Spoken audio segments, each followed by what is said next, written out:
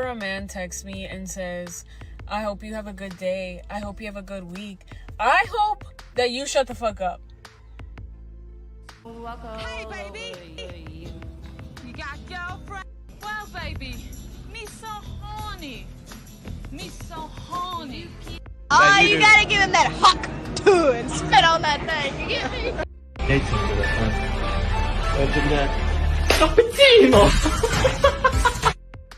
Oh, you gotta give him that huck, too, and spit on that. What's up? What's up? We're here live, Scante stream. You know what time it is. Let's get to the fellas in the building. Had some technical difficulties, man. Trying out this mic. Does it sound legit? Yeah, man. Let's get to the peoples. H Money got cooked. Today ran off his team early. Couldn't take criticism from fighting 130 guys. Yeah, go check that brother out. Not my cup of tea, but it's all love, man, everywhere. Yep. We rule boxing. That's right. What's up, Mars? What's up? What's up? How's the mic, man? Let me know. It's a little lower on my end. If I could turn it up. Champy. Salute. Yeah, Janabek, I believe, is fighting tonight. I think it's at 3 a.m. A lot of crackheads, they want us to watch that, like in the Nui fight, El Pachuco, Knockout Ned. Yeah, man. And the other day didn't even stream. Yeah, what? You can hear me loud and clear. Salute. Well, thank you. Yeah, man. Late night boxing stream.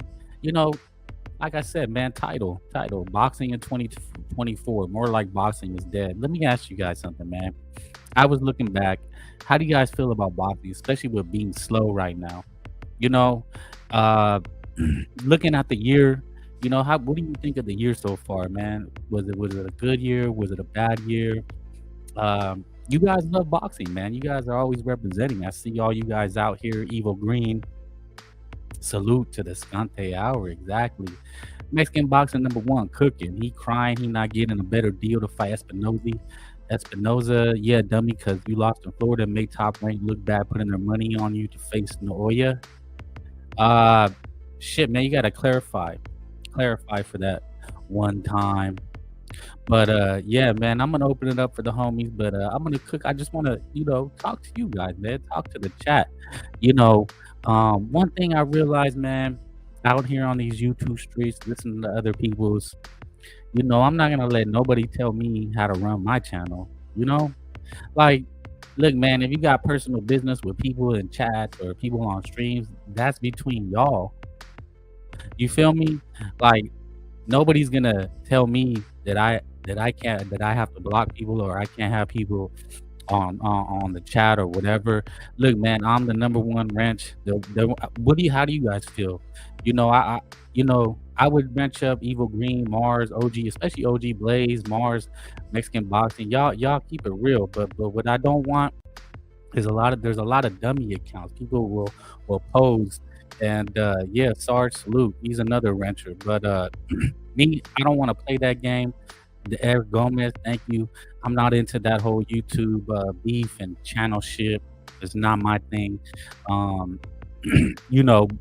do you guys feel about the whole wrench thing? You guys want wrenches? Me personally, I don't want to have to deal with it. I like to talk boxing. I leave all that channel beef and Twitter and other beef that people have, channel beef and chat beef. I leave that to you guys. I'm not the police. I'm not the Twitter police. I'm not the Instagram police. I'm not the YouTube street police. I'm here to talk boxing. I'm here to cook about the sport that I love. The only sport that no wrench is better. I agree, man. Thank you. I appreciate it. Mars, all you guys, the real ones, how you guys feel?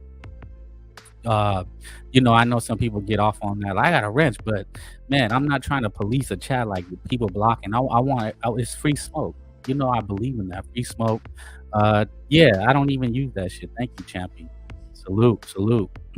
I think it's kind of whack. It's lame. It's like I'd spend more time trying to see who's doing what to who. Tank leftovers. No wrenches, bro. Real ones want to hear you cook and speak facts. Okay. Well, that settles it, man. So yeah, man. And you know, I always let people come on, and that's the thing why I don't feel I need that shit, because I let people come on. That to me is what it's about. When I listen to a channel, when I hear someone talk boxing, I want to speak my opinion as well. You know, Isaac Bermudez, salute Frank Bake, thank you. Boxing, you can't block people here. Who are you talking to? Mexican boxing #1. Hawker Mustang, yeah. Hawker's a real one, man. He knows these YouTube streets very well. Give me a wrench, bro. Matone, you a real one, but you know, is everybody got a wrench or nobody? And I don't want to waste time to you know, worry about it. Okay, your idol couldn't take around the stream the other day, didn't even stream. That hey, you know what, man? I went there one time and he booted me, so fuck him. And I don't give a fuck. I went there to talk boxing, and all you heard was, "Yeah, man, you know me, you know," and Bob every other word, you know, this, that, and it's like really couldn't talk boxing with those guys. There may be a couple cool people there, but I'm like, nah, fuck that, dude. That's why I do my own thing. You know, I got to a point where I really don't care to argue with people about boxing. I like talking with you guys. You know what I'm saying?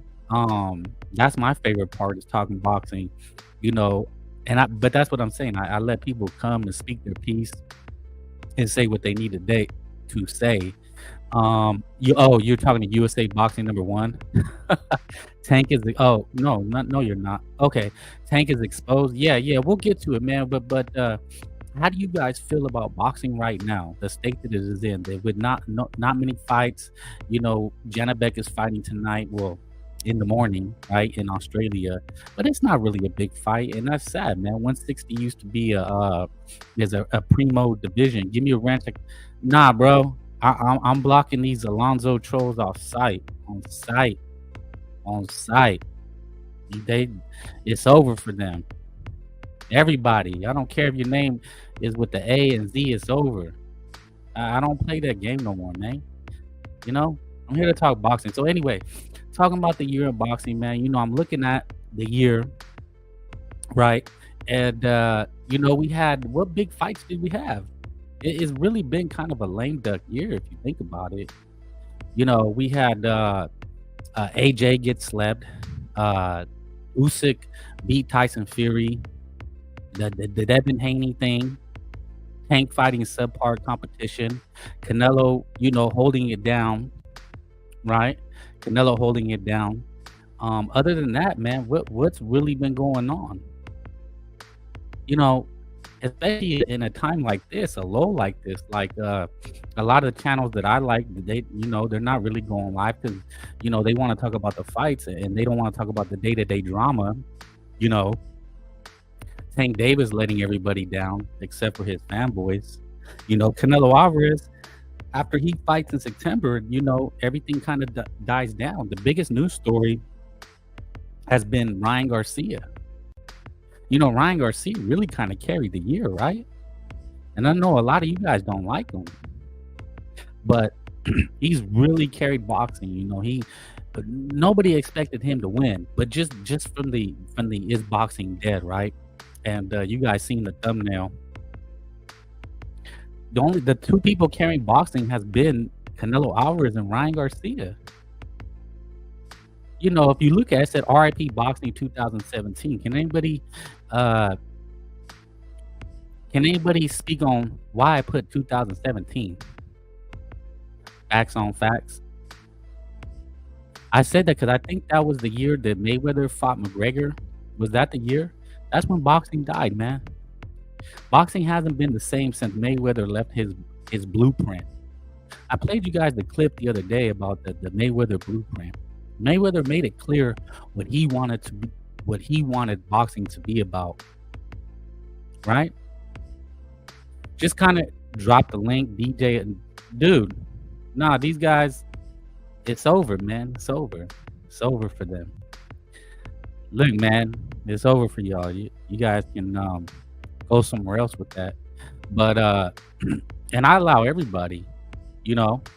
But we had this highlight, right? Canelo versus Noche, Fury versus Usyk. We had a new player in the game, right? We had who do we have? We had Turkey Ali right? Turkey Ali and his butt buddy Terrence Crawford, right? It was Canelo versus Turkey Ali. We had the Devin Haney thing, right? We had all the negotiation drama, right? Canelo Benavidez, Norman and Boots Ennis.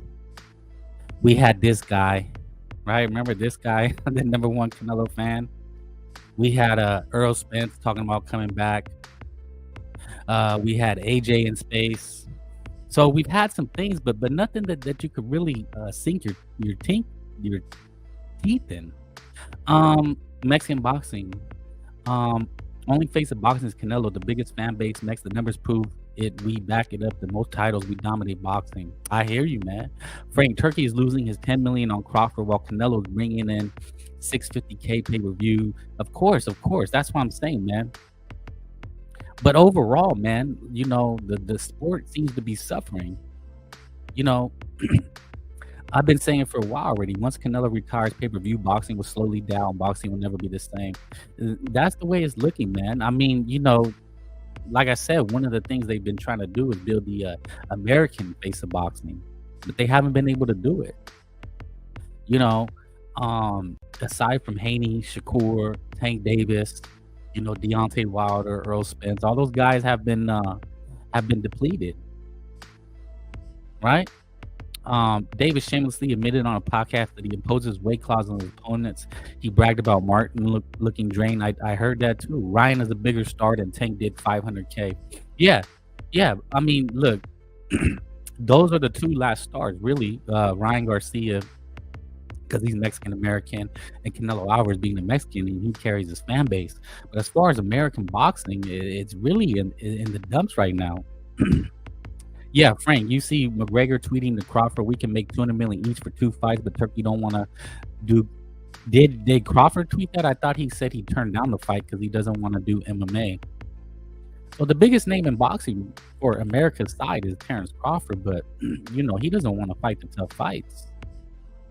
You know, let's be honest. He that's what I'm saying, man. You can't make a star when they're only fighting once a year, 2 times a year, but they're doing subpar competition like Tank Davis, right? Cherry picking Lamont Roach. Yeah, Turkey did Anthony Joshua. Remember Anthony Joshua, Francis Ngannou, right? I'm hearing the rumor about, Morrell and David. But again, that's another example of American boxing, the negotiations, the milking, and then you never get it. That's what I'm saying. Boots Ennis, Terrence Crawford. Same thing. That's what I'm saying. These American boxers, like Champy said, I'm sick and tired of these kids trying to put Tank on Canelo level like he's the co-face of boxing. No, you already know what time it is, man. This is Escante stream, and we keep it real here. I've been saying it. They keep trying to make an American face of boxing, but American fans, they're not even buying it. They actually, they pirate all the fights. You know, they just said AJ and Dubois did $800K in what is it, UK, right? But it was only at 20 a pop. Or like 14, whatever their currency is, and then in the States it did 20K, so it did okay. But you know, Canelo's doing 650 at 90. There's a big mathematical difference, but they're hailing it like it's some world record or like, holy moly, like, yeah, he did 85 and then got slept. Look, man, AJ was to a certain extent manufactured as well. Mexican boxing is American boxing. The Mexican Americans, the ones buying the Canelo fights. Yeah.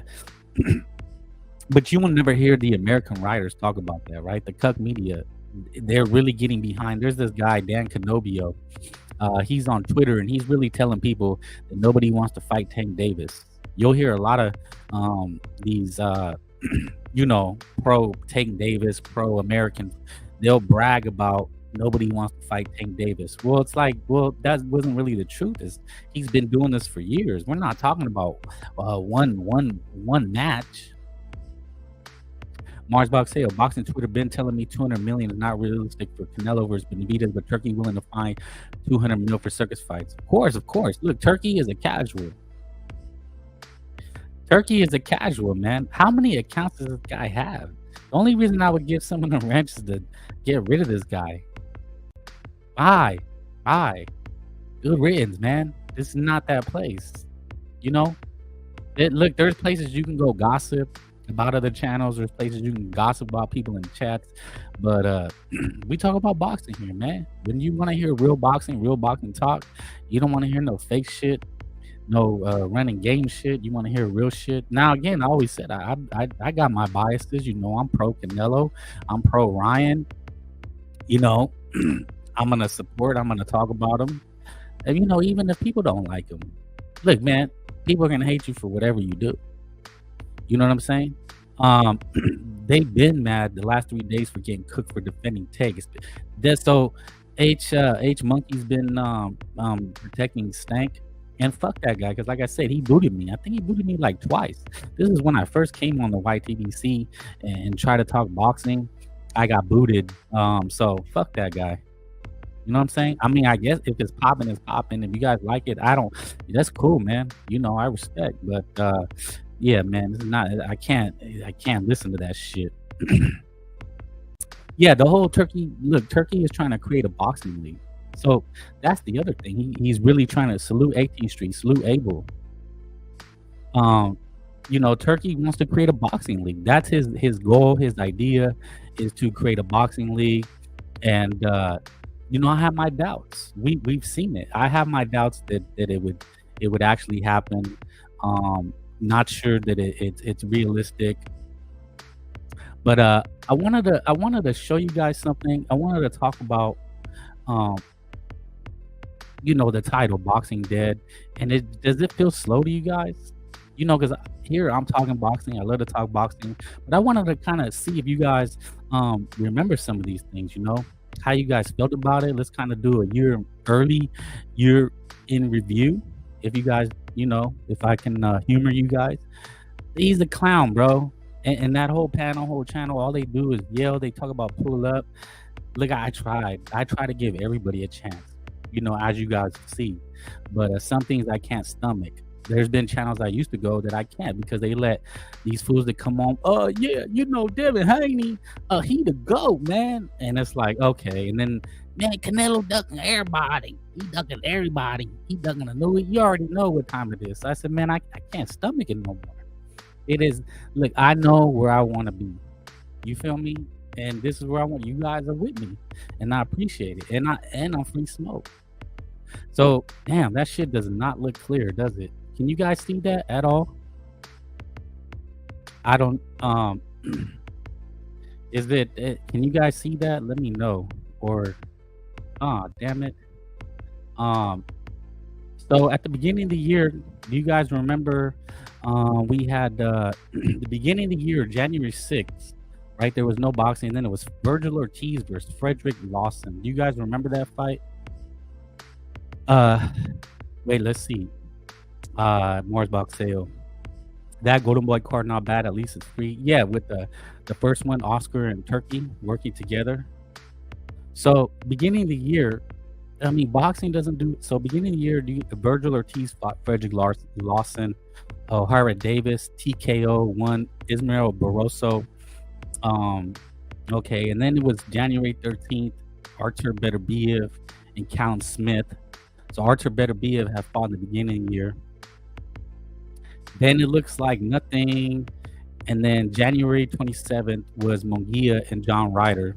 Remember, Iman Munguia had fought earlier in the year. He's actually going to have like 4 fights this year. Then there's like a random fight in London, Duatsi, Aziz.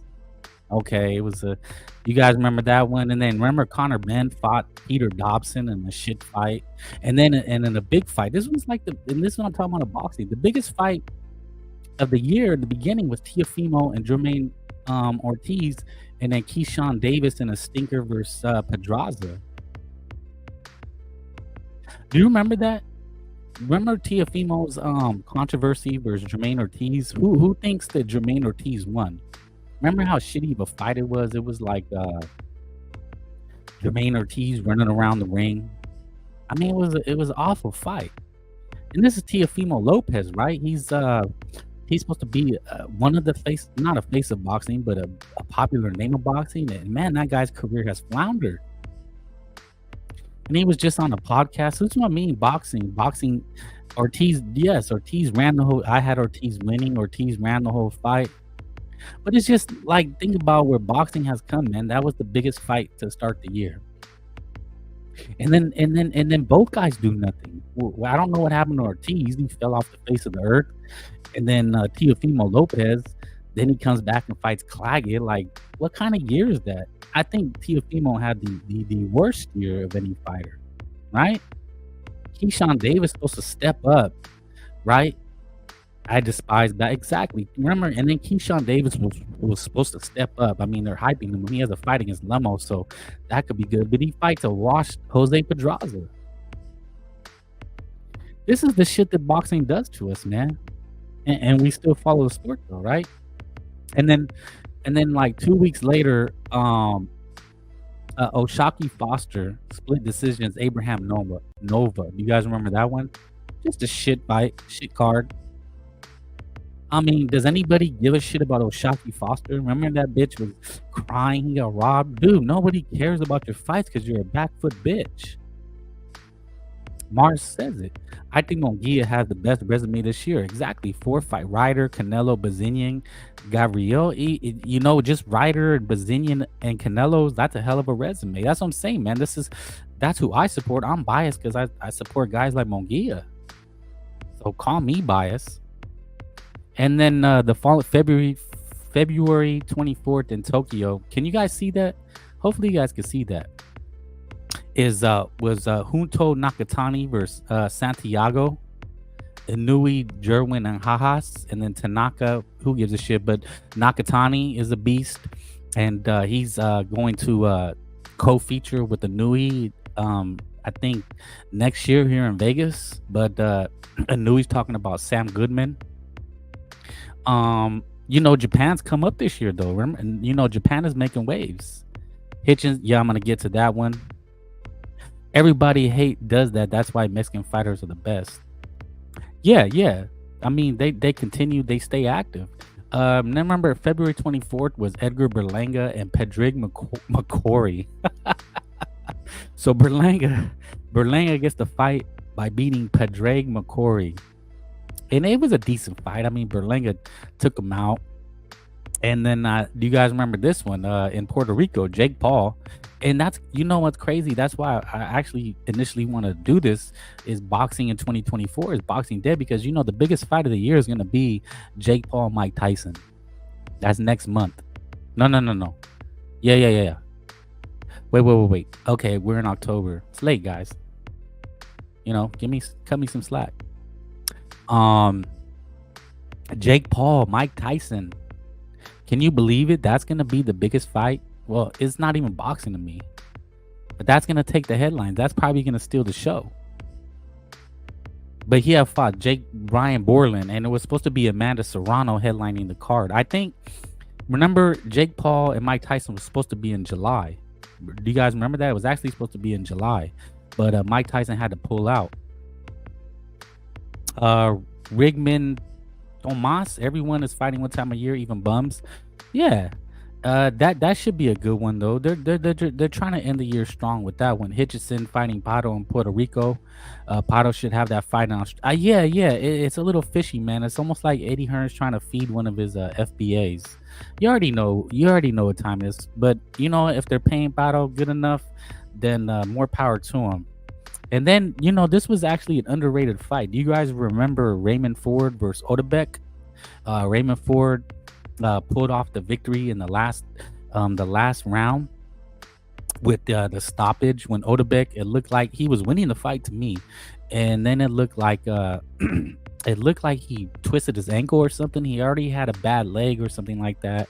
And then on the undercard, I remember Luis El Venado, he kicked the shit out of some like Asian dude and beat in a beat down. But so the early fight of the year was probably Raymond Ford and Odebek, but again, I mean, nobody really cared, and that's what I'm saying, man. And then in March 8th, this was like one of Turkey's first big fights, right? He did Anthony Joshua and Francis Ngannou. Do you guys remember that? Francis Ngannou beating Anthony Joshua knocking out Francis Ngannou, and the whole big storyline was that can't post links. Oh, okay. The big storyline was that Francis Ngannou had gave Tyson Fury a tough match, and he could possibly beat Anthony Joshua. It was MMA versus boxing, and then Anthony Joshua sleeps him. But they were bragging. Turkey was like, oh, these are massive cards. It was Joseph Parker beating Zhilei Zhang in a good fight. Zhilei Zhang dropped him twice, but Parker somehow outboxes him. And then this was kind of an ugly fight, but Ray Vargas and Nick Ball, good fight. And that's when we first really got a glimpse of Madrimal, right? He beat Kurbanov, right? But Ray Vargas, Nick Ball, little Nicky Ball, had a good year. So that was a decent card, but the whole Anthony Joshua, Francis Ngannou, people were like bragging AJ's back after beating an MMA guy. Like, how? I mean, this is what I'm saying, man. People in boxing just really get hyped over nonsense, man. It's crazy how people who talk boxing, I really mean, And then on March 16th, remember William Zepeda steamrolled Maxie Hughes. Look, man, I mean Zepeda just annihilated that guy. People really thought Maxie Hughes was gonna give him a problem. Like, oh, Maxie Hughes, he boxed Cambozo. I mean, this is but that fight is not a big fight. So, damn, man, the first quarter of the year, it was really slow. Then this was a stinker. Dalton, Smith, and Zepeda. Zepeda basically went and sold his ass. This was a banger though. March 29th, Arizona, Bob Arum, ESPN Plus, Oscar Valdez, TKO's Liam Wilson. You guys remember that one?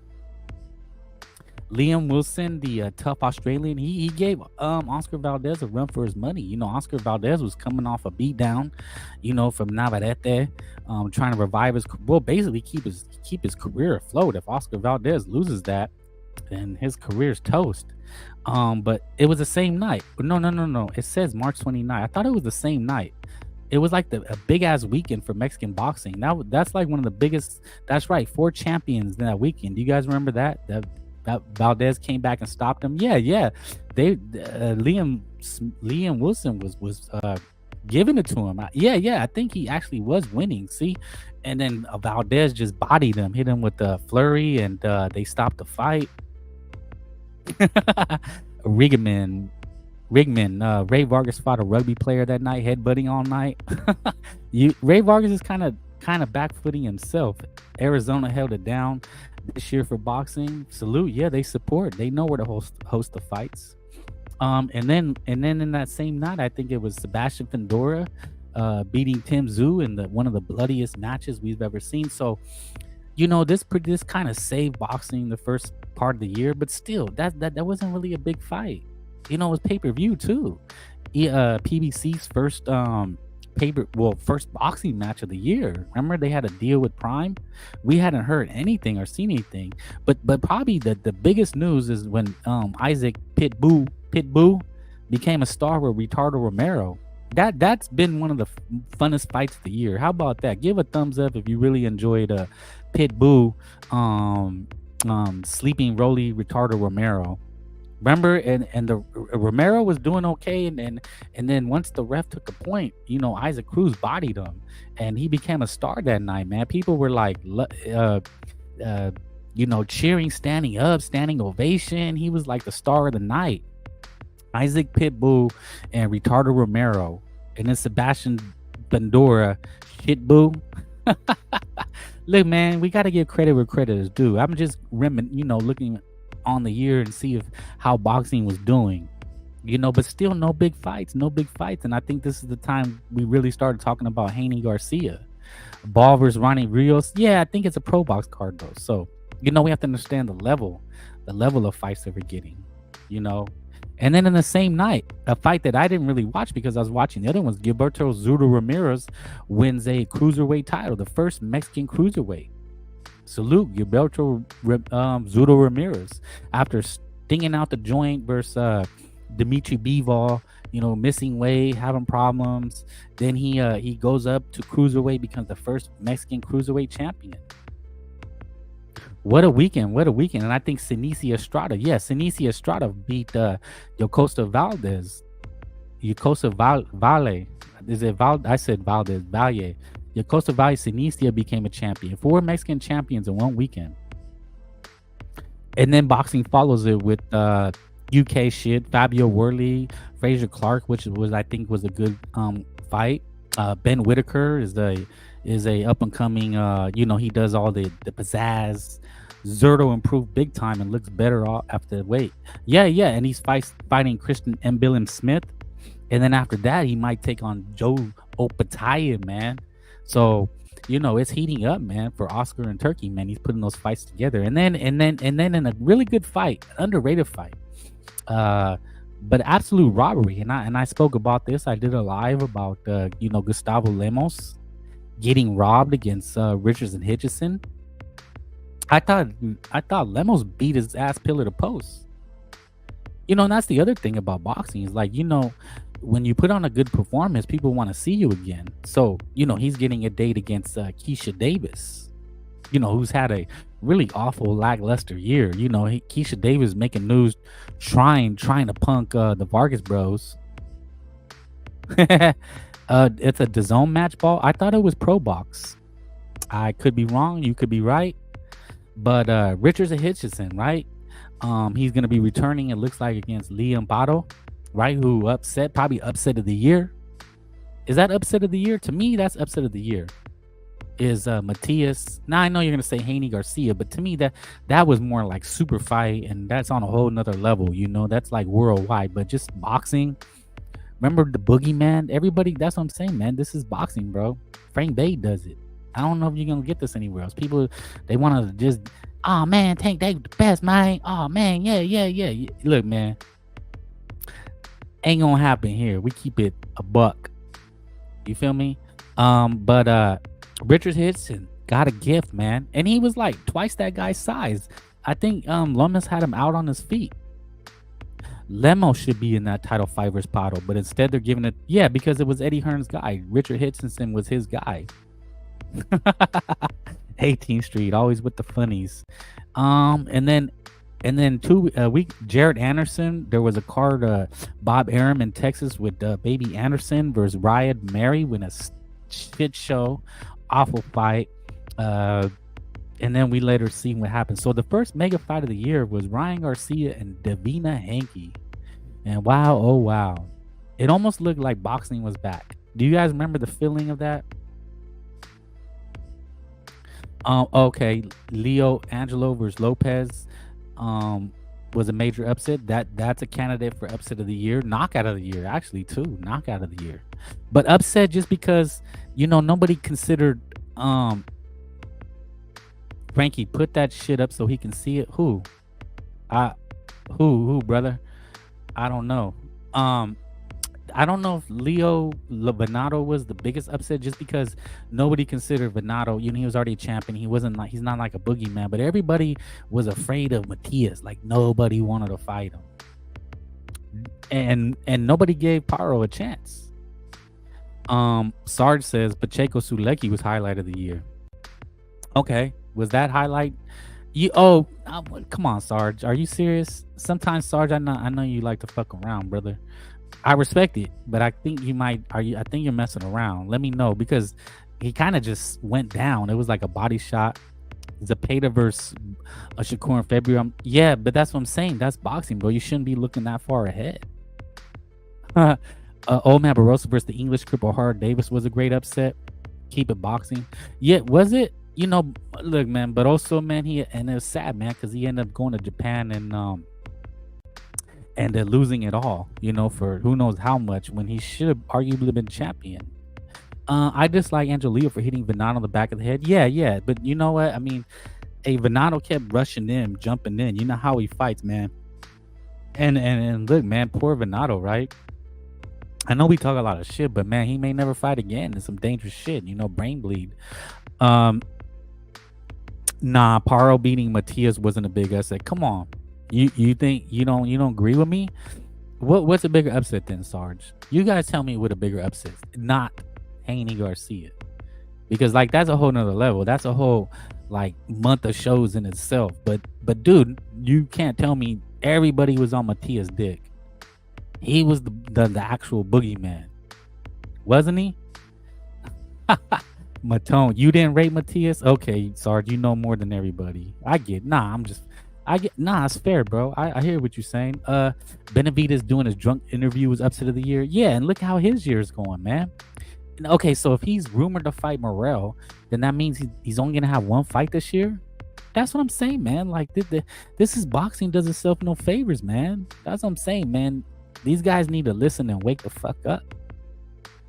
J.A. It literally was the biggest step. Look at what the odds were. For which one? Leo and Bernardo, that's what people are saying, or Pato, and it was also in Matias' hometown. It was in Puerto Rico. You see what I'm saying? I know my boxing, brother. So Ryan Garcia, Devin Haney, and it's still going. That was in April. That was on 420. Shout out 420. 420, bro, and we're still talking about it. That's wild. Excuse me 1 second.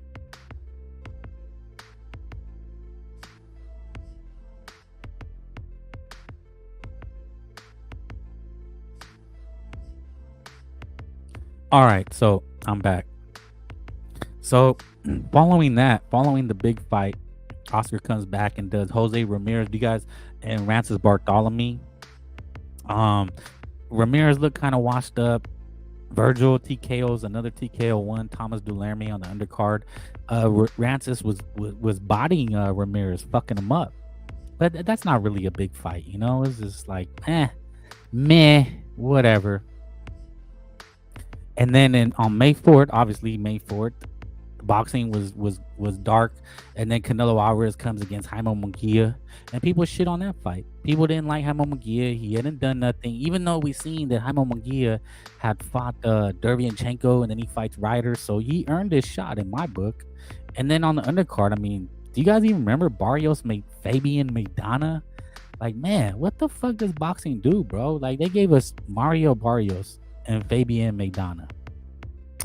Ramirez sucks, yeah, and now it's loser goes home. Ramirez versus Barbosa, man. Both careers are on the line. You know, go Mexicans. Two Mexicans, they're making them duke it out. Loser loses their Golden Boy contract. That's what it looks like. You know, and then Inui trying to, you know, piggyback off Canelo. He goes against Luis Nere. So Inui and Nere was this May 6th. And remember, Inui goes down. So that was salute legacy over currency, define mindset. Salute Frank Bay, respect to you, great brother. Yes, thank you. We're all brothers here. We all, you know, doing it big. Yes, he gets dropped. Now, I don't hold that against anybody, but you know the haters. There's a lot of Inui haters out there. You know, a lot of they don't want to see the little Chinaman on top. It's real hard to accept, because he pieced up their boy Stephen Fulton, you know. But and this is the thing about boxing too. That's Inui he fights 3 times a year. I think he fights, but he waits until May to fight again, and then he fights Luis Neri. So hit the like. Don't forget to hit the like, right? Hit the like. I'm gonna drop the link. I'm just cooking on the year, man. How you guys think, man? Is boxing dead? Is it slow? You guys, I know you guys can continue to follow the sport. You know, you're listening to me, you know. I hear you. Yeah. But but then he ends up finishing Luis Neri, and you know, it's not really a big fight though, you know, but it's big over there. But for us over here, I mean, it's like in the morning, and damn, I was like in and out, falling asleep, you know, and it's like, okay, so it's hard to get excited for a fight like 6 a.m, you know, for us, especially coming off of Canelo. You know, and then the following week, ESPN follows it up with Vasily Lomachenko versus George Kambosos. That's a B fight, B card, you know. I mean, but Vasily Lomachenko was always gonna kick George Kambosos' ass, right? So Vasily coming off, I think a year, right? The last time he had fought before this was Davina Hanke.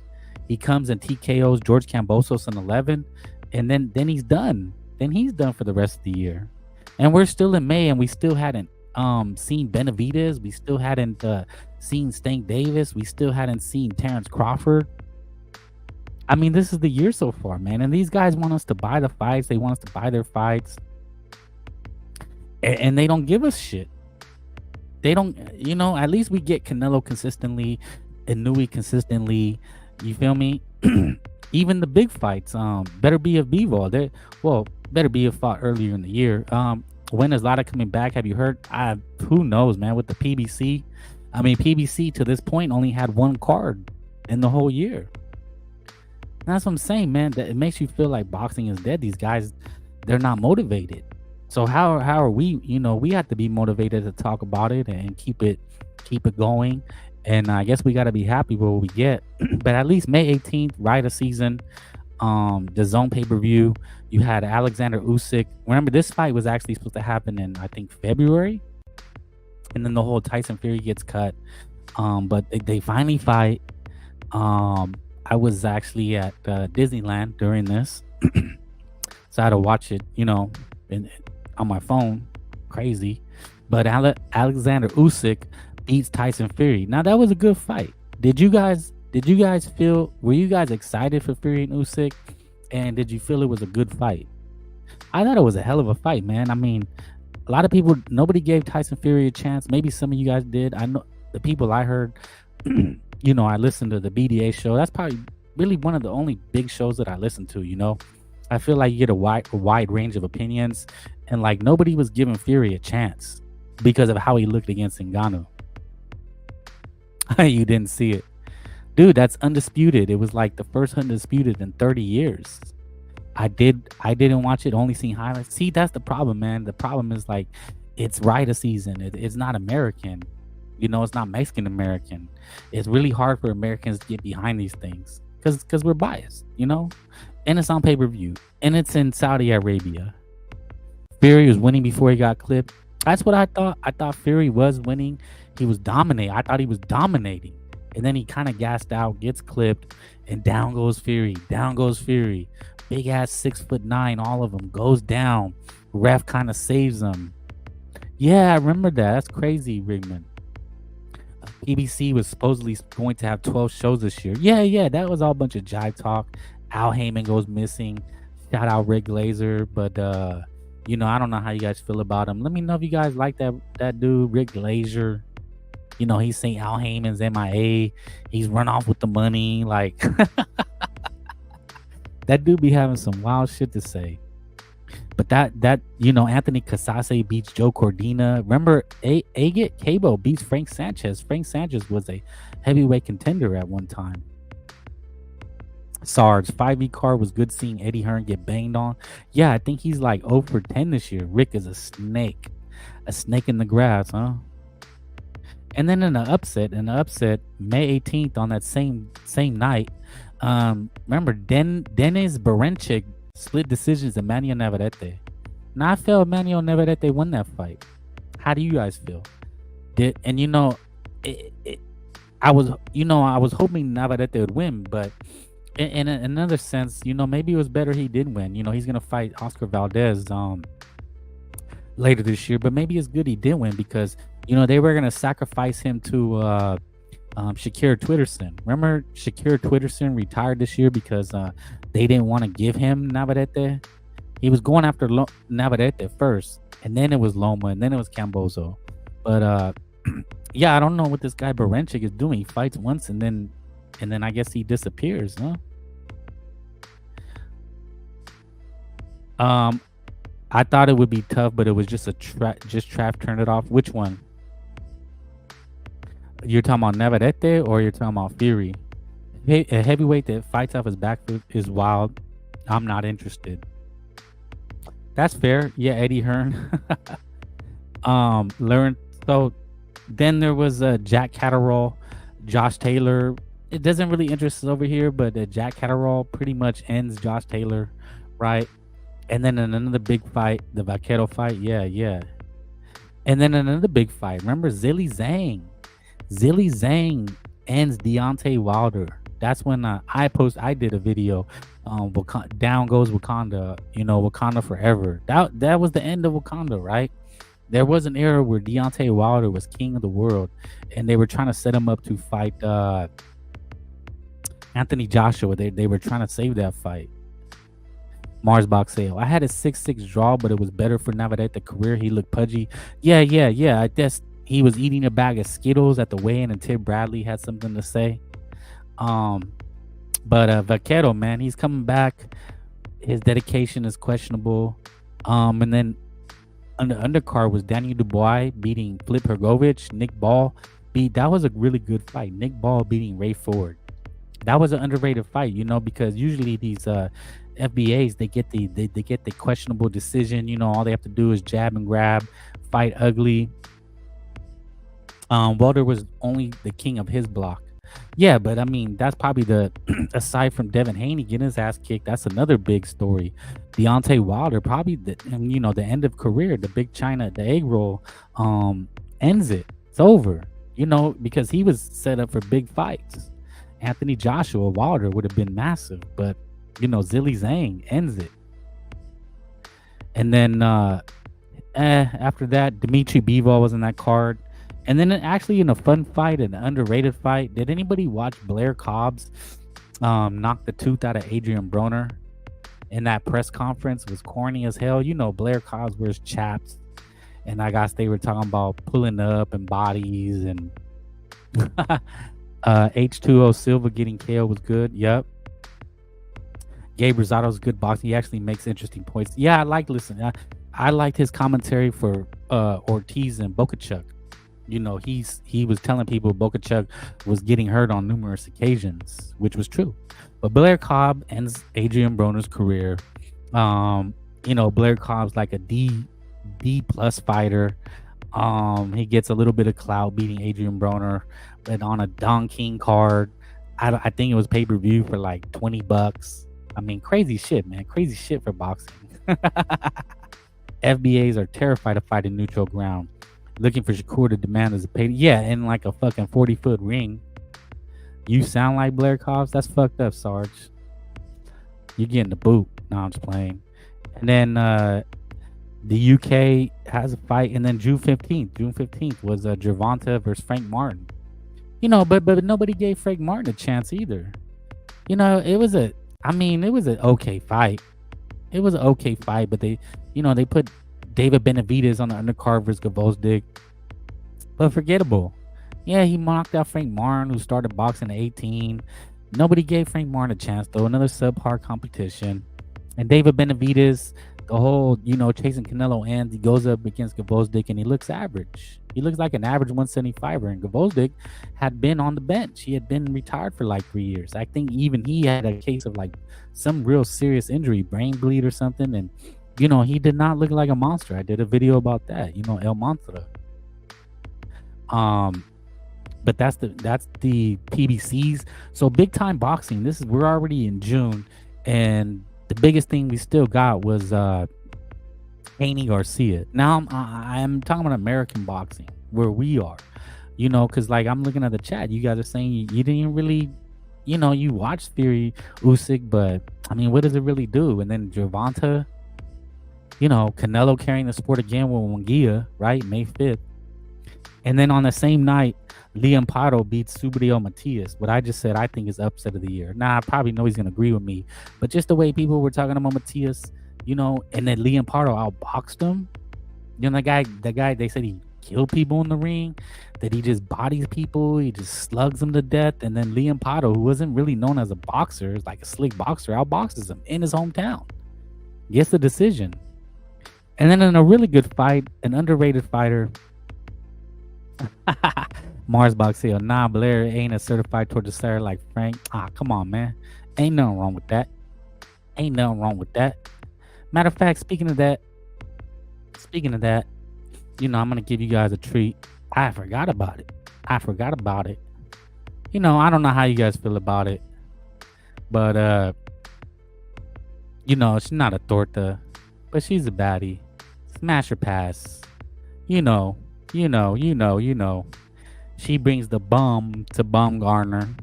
Alicia Baumgartner. Smash, pass. You know, I could leave that up for you guys. Hasn't did it in a couple days. Benavidez, Canelo is scared if I beat him, I'll take all his fans. Well, you remember when Munguia and Canelo at the end, David was ringside and Canelo would appear to call him up. People forget about that. Do you remember? Canelo whistled to where Benavidez was sitting and said, "Come on, like come up in the ring." People forget about that. And then David was like, "Nah," he got all like shy.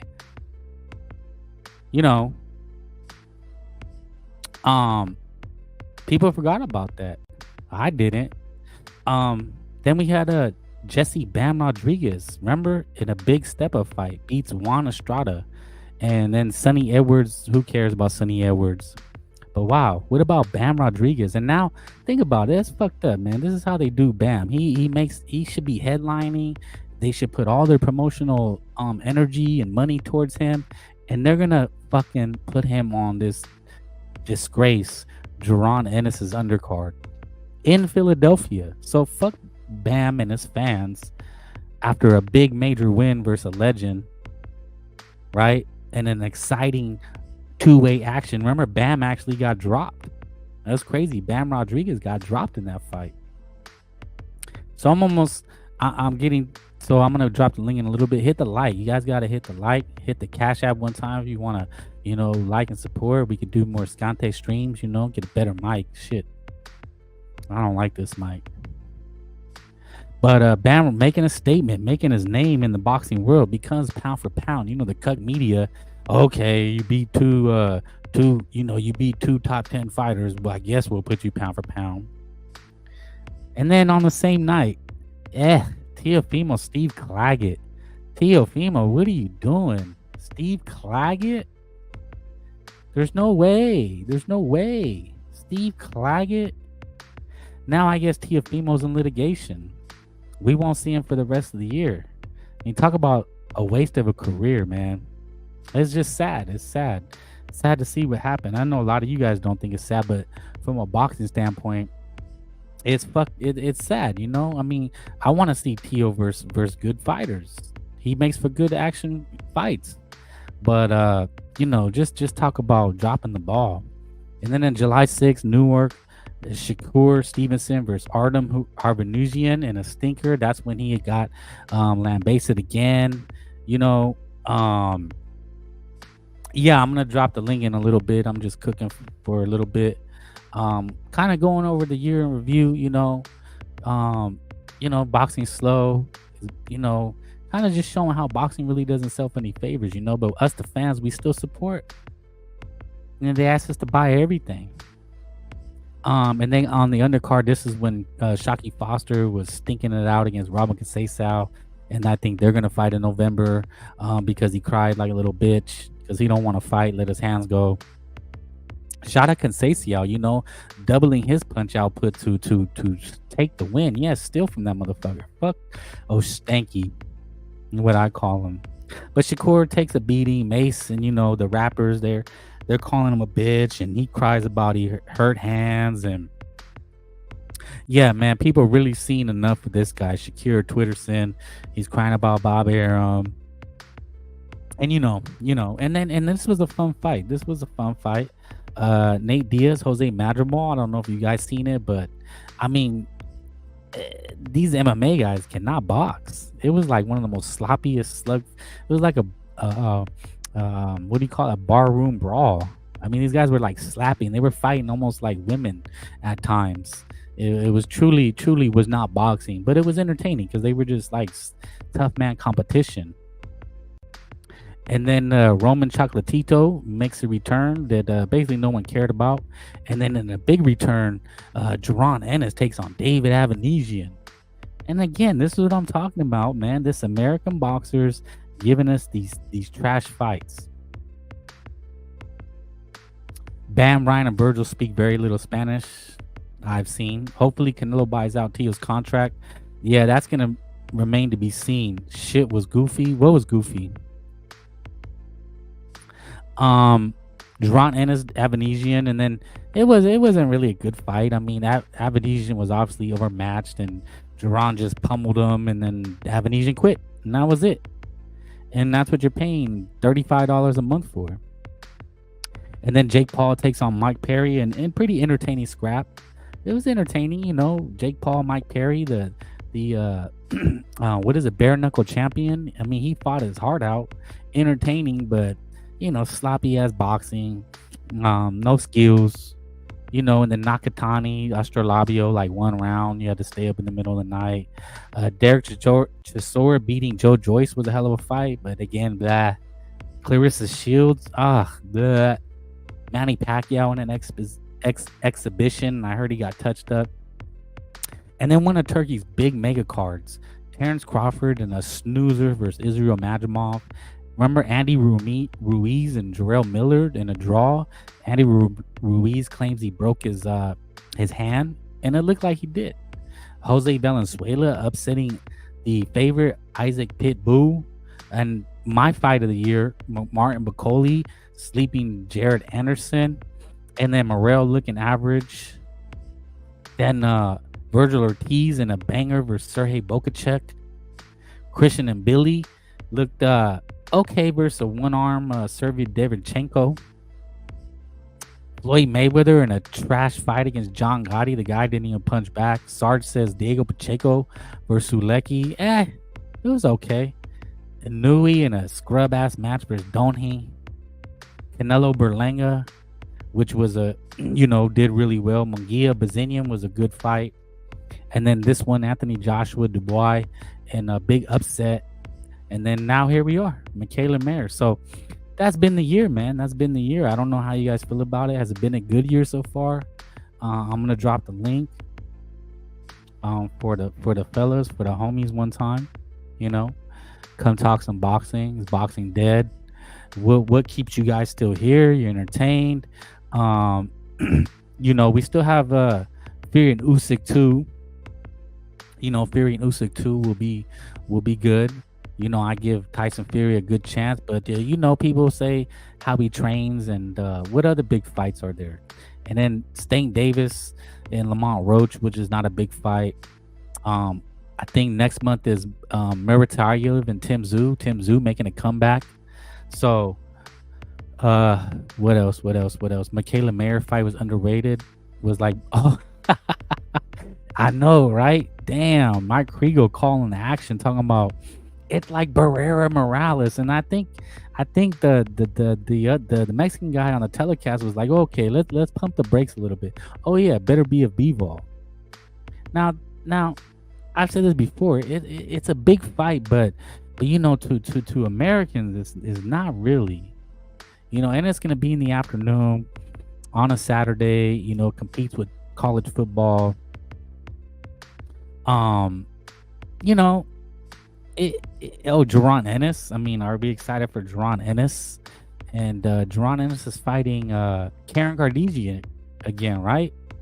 Like that's what we're supposed to get excited about, and they tout him as like this amazing fighter. Andy lost his motivation. He ruined his career resigning to PBC. Yeah, you know what, man? Andy is a case of what could have been, and it's pretty sad. You know, you go from being the first Mexican heavyweight champion to eating yourself out, and your wife posting pictures of you looking bad. So you know, Andy really did himself no favors, but he made a lot of money. You know, Janabek Mali, nah. I mean, I think it's in like another 2 hours. But yeah, the middleweight division is pretty sparse right now. You know, like I said, boxing really don't do itself no favors, man. Tim Tszyu's fighting this week too, right? No. I think it's the 13th. The 13th or the 20th. You know, but yeah, man, boxing, you know, it just doesn't. It just doesn't. And that's my point, man. What do you guys think about the year so far? You know, at least the year before was like Crawford, Spence, and Tank Davis and Ryan Garcia. You know, what carries boxing is the big mega fights. You know, when you don't have that, then you have the stars like Canelo. Do you think Liam Potter upsets Richard Hitchens on December 1st? I hope he does. I hope Liam Paro beats Richard Hitchinson because I don't like Richard Hitchinson very much. I thought Lemos beat his ass. I think he kind of has a back foot bitch style, a lot of grabbing, holding.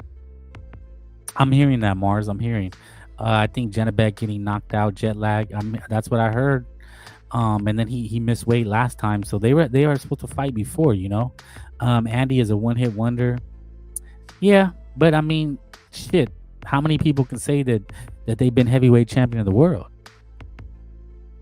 Overseas is having a good year, but U.S. is having a shit year. Yeah, when you have these American fighters being divas like Boots Ennis and Brian Norman Jr. not wanting to fight, Tank Davis, Shakira not wanting to fight, Crawford not wanting to fight anybody, Inouye and Canelo, foreigners expecting, to hold boxing up. It gets really hard to be passionate. Say what you want about Jaime Munguia, but he's fighting consistently. And that's one thing I question about Edgar Berlanga. Like, he needs to get back in the ring ASAP. That's what you see Munguia do. And look, people are excited. Christian and Billy is a name, but Berlanga has some clout. He has a name now, but will he use it and get back in the ring ASAP? See, that's the problem. I mean, if he waits a whole year enjoying his money and then tries to get a fight, people forget about you. It's like the same thing with this Terrence Crawford guy. Man, the people forget about you, bro. People move on. Like Tim Tszyu, that's what's crazy is Timmy Tszyu coming off like a brutal fight like that. He's right back in the ring. That's what I respect, man. Look, man, in sports period, your window of opportunity is so short. You only have maybe 3 or 4 really, really good prime years, and then it could be over. Look at these guys like the Charlos, Spences. The careers are over before you know it, man. Even like Ryan Garcia, man. Ryan Garcia had the opportunity to take boxing to another level. Like, he's a true crossover star. And then they kill it. Boxing kills it. Crawford, Haney, Spence, Shakur need at least $3 million to get in the ring. Yeah, and then they asked Terrence Crawford, what he wants to do. And I guess Errol Spence, and he posted a picture of him in a hammock under a tree, basically signifying he's done. Now, I did hear the Charlos are rumored to be on the Tank Davis undercard, but it's going to be against subpar competition.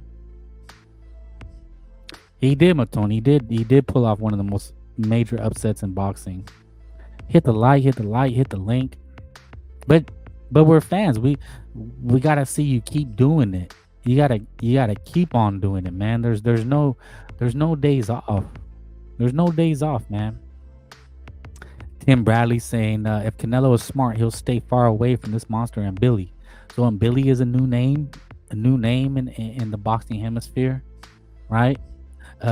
December 21st, Usyk and Fury 2. Now imagine if Tyson Fury knocks out Alexander Usyk. He hurt Usyk really bad. Usyk is fighting a giant, man. I mean, look, man, I know people don't give Fury a chance, but man, Usyk is not gonna be easy. It is not gonna be easy. And then we got a new face, Daniel Dubois, beating AJ. AJ saying he still wants to keep fighting. So boxing is good and it's bad. It's never dead. Boxing will never die, but it looks like it needs help. It needs help, and this guy Turki Ali claims that he wants to help. Does he? Does Turki Ali really want to help the sport? He wants to create a league. How do you guys feel about a boxing league? Do you think it'll work? I have my doubts. Because Canelo's not going to be a part of it. Canelo's not going to be a part of the boxing league. Inouye's not going to be a part of the boxing league. Who else? Tank Davis is not a part of the boxing league. And how do you make all these promoters work together? How do you make the top fighters give up their belts, give up their rankings? Like, how are you going to create an equal footing league in each division to get the best to fight the best? Because in a league, Terrence Crawford would have to fight Fundora. There's talks of him fighting Fundora, but he's not in a rush to fight Fundora. It's supposed to be Earl Spencer Fundora, but Terrence Crawford doesn't seem to be in a rush to. I believe he's the mandatory. He's the mandatory, and it makes no sense. Terrence Crawford is the mandatory to Fundora, I believe. Right? Let's look at it. Sebastian Fundora focused only on landing Terrence Crawford. Okay. Well, anyway, he's Terrence Crawford is the mandatory to Fundora, right? But it's Terrence Crawford that is asking for an extension. So to me, it's like I've never heard of a challenger wanting a extension. I think when you're a challenger and they offer you the fight, you jump on it, right? Like, oh yeah, this is my shot. I'm gonna go get it.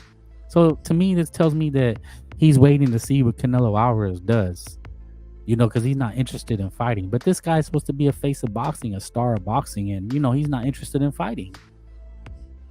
So I've been saying, man, boxing does itself no favors when all these guys, they don't want to fight, and then when they come back, they're not sharp. Just like we seen in Terrence Crawford, Israel Madrimov. It wasn't the best fight. They said it was a chess match, and some people call it boring. That it was boring. It wasn't a lot of action, and people are saying, "Oh, well, that was because Madrimov, he's really skilled. He was flaming a lot." And I said, "No, I mean to me, it looked like Terrence Crawford was old. He's old. He's gun shy. He didn't want to let his hands go. He's fighting bigger guys. This is one of the few fights that he didn't have like the physical size and reach advantage. He's used to fighting washed up." Drunk pirates and Earl Spence, or little midgets like Gamboa and Felix Diaz. I mean, Ryan Garcia called him out, said you're boring, you're overrated, you don't sell, and people got in their feelings. Champy says Fundora will stop Crawford, just watch. I mean, that's if he takes the fight, but he doesn't seem interested. The rumor of him and McGregor, I could see that happening, but the MMA part, I highly doubted it. Yeah, you're right. Madrimov has over 300 amateur fights. Yeah, and then we had an up and comer, man. We seen a guy prove his mettle in work. Virgil Ortiz, after all the drama, the missing weight, he fought actually 3 times this year. Only 1 round and 2 fights earlier in the year, but he beats Bokachek in controversial fashion after getting dropped twice. Bernardo, Rafael Navarrete, and Rayo weren't supposed to win. Remember that? Yep. Crawford is finished. Exactly. Virgil Ortiz, up and comer though. He proves his mettle. Gets a interim shot against Bokachuk. Young, strong. I think he is he. What was Bokachuk? He's Eastern. Who knows his nationality? I'm missing off the top of my head. But Virgil solidifies himself as a true contender. And he's calling out Spence. He's calling out Crawford. He's Ukraine. Okay. Nobody wanted to fight that guy. Bokachek was tough. Ukrainian. But he comes in after, Virgil complained about the knockdowns, especially the one where he feels he slipped. People said he got dropped. I don't think he was ever really hurt. Like, yeah, he got dropped, but they seem to be flash knockdowns, but nevertheless, that's the way they were scored. And he still battles back in a candidate for fight of the year. And people still weren't happy. People praised Crawford for his win in a boring match, in a match where he didn't really want to let his hands go. But Virgil Ortiz, man, making a name for himself.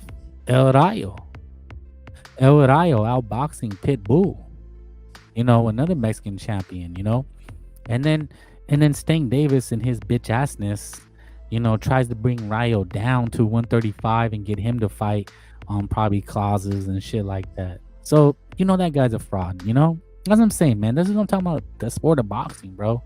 The sport of boxing doesn't do itself any favors. So big star Ryan Garcia win and it gets tainted. Devin Haney lawsuits. Sting Davis still cherry picking. Canelo still holding the sport up. And people were mad. Remember that? People were mad. People were really on YouTube arguing that Canelo didn't do as good as they thought he did. Do you remember that? I mean, look, man. If you don't like that it did well or didn't want to do well, then that's fine. But I don't understand the point of like trying to make a point about it. You know, wish Rayo would run it back with De Los Santos. Well, Rayo's like higher in the game right now. You know, he's on top.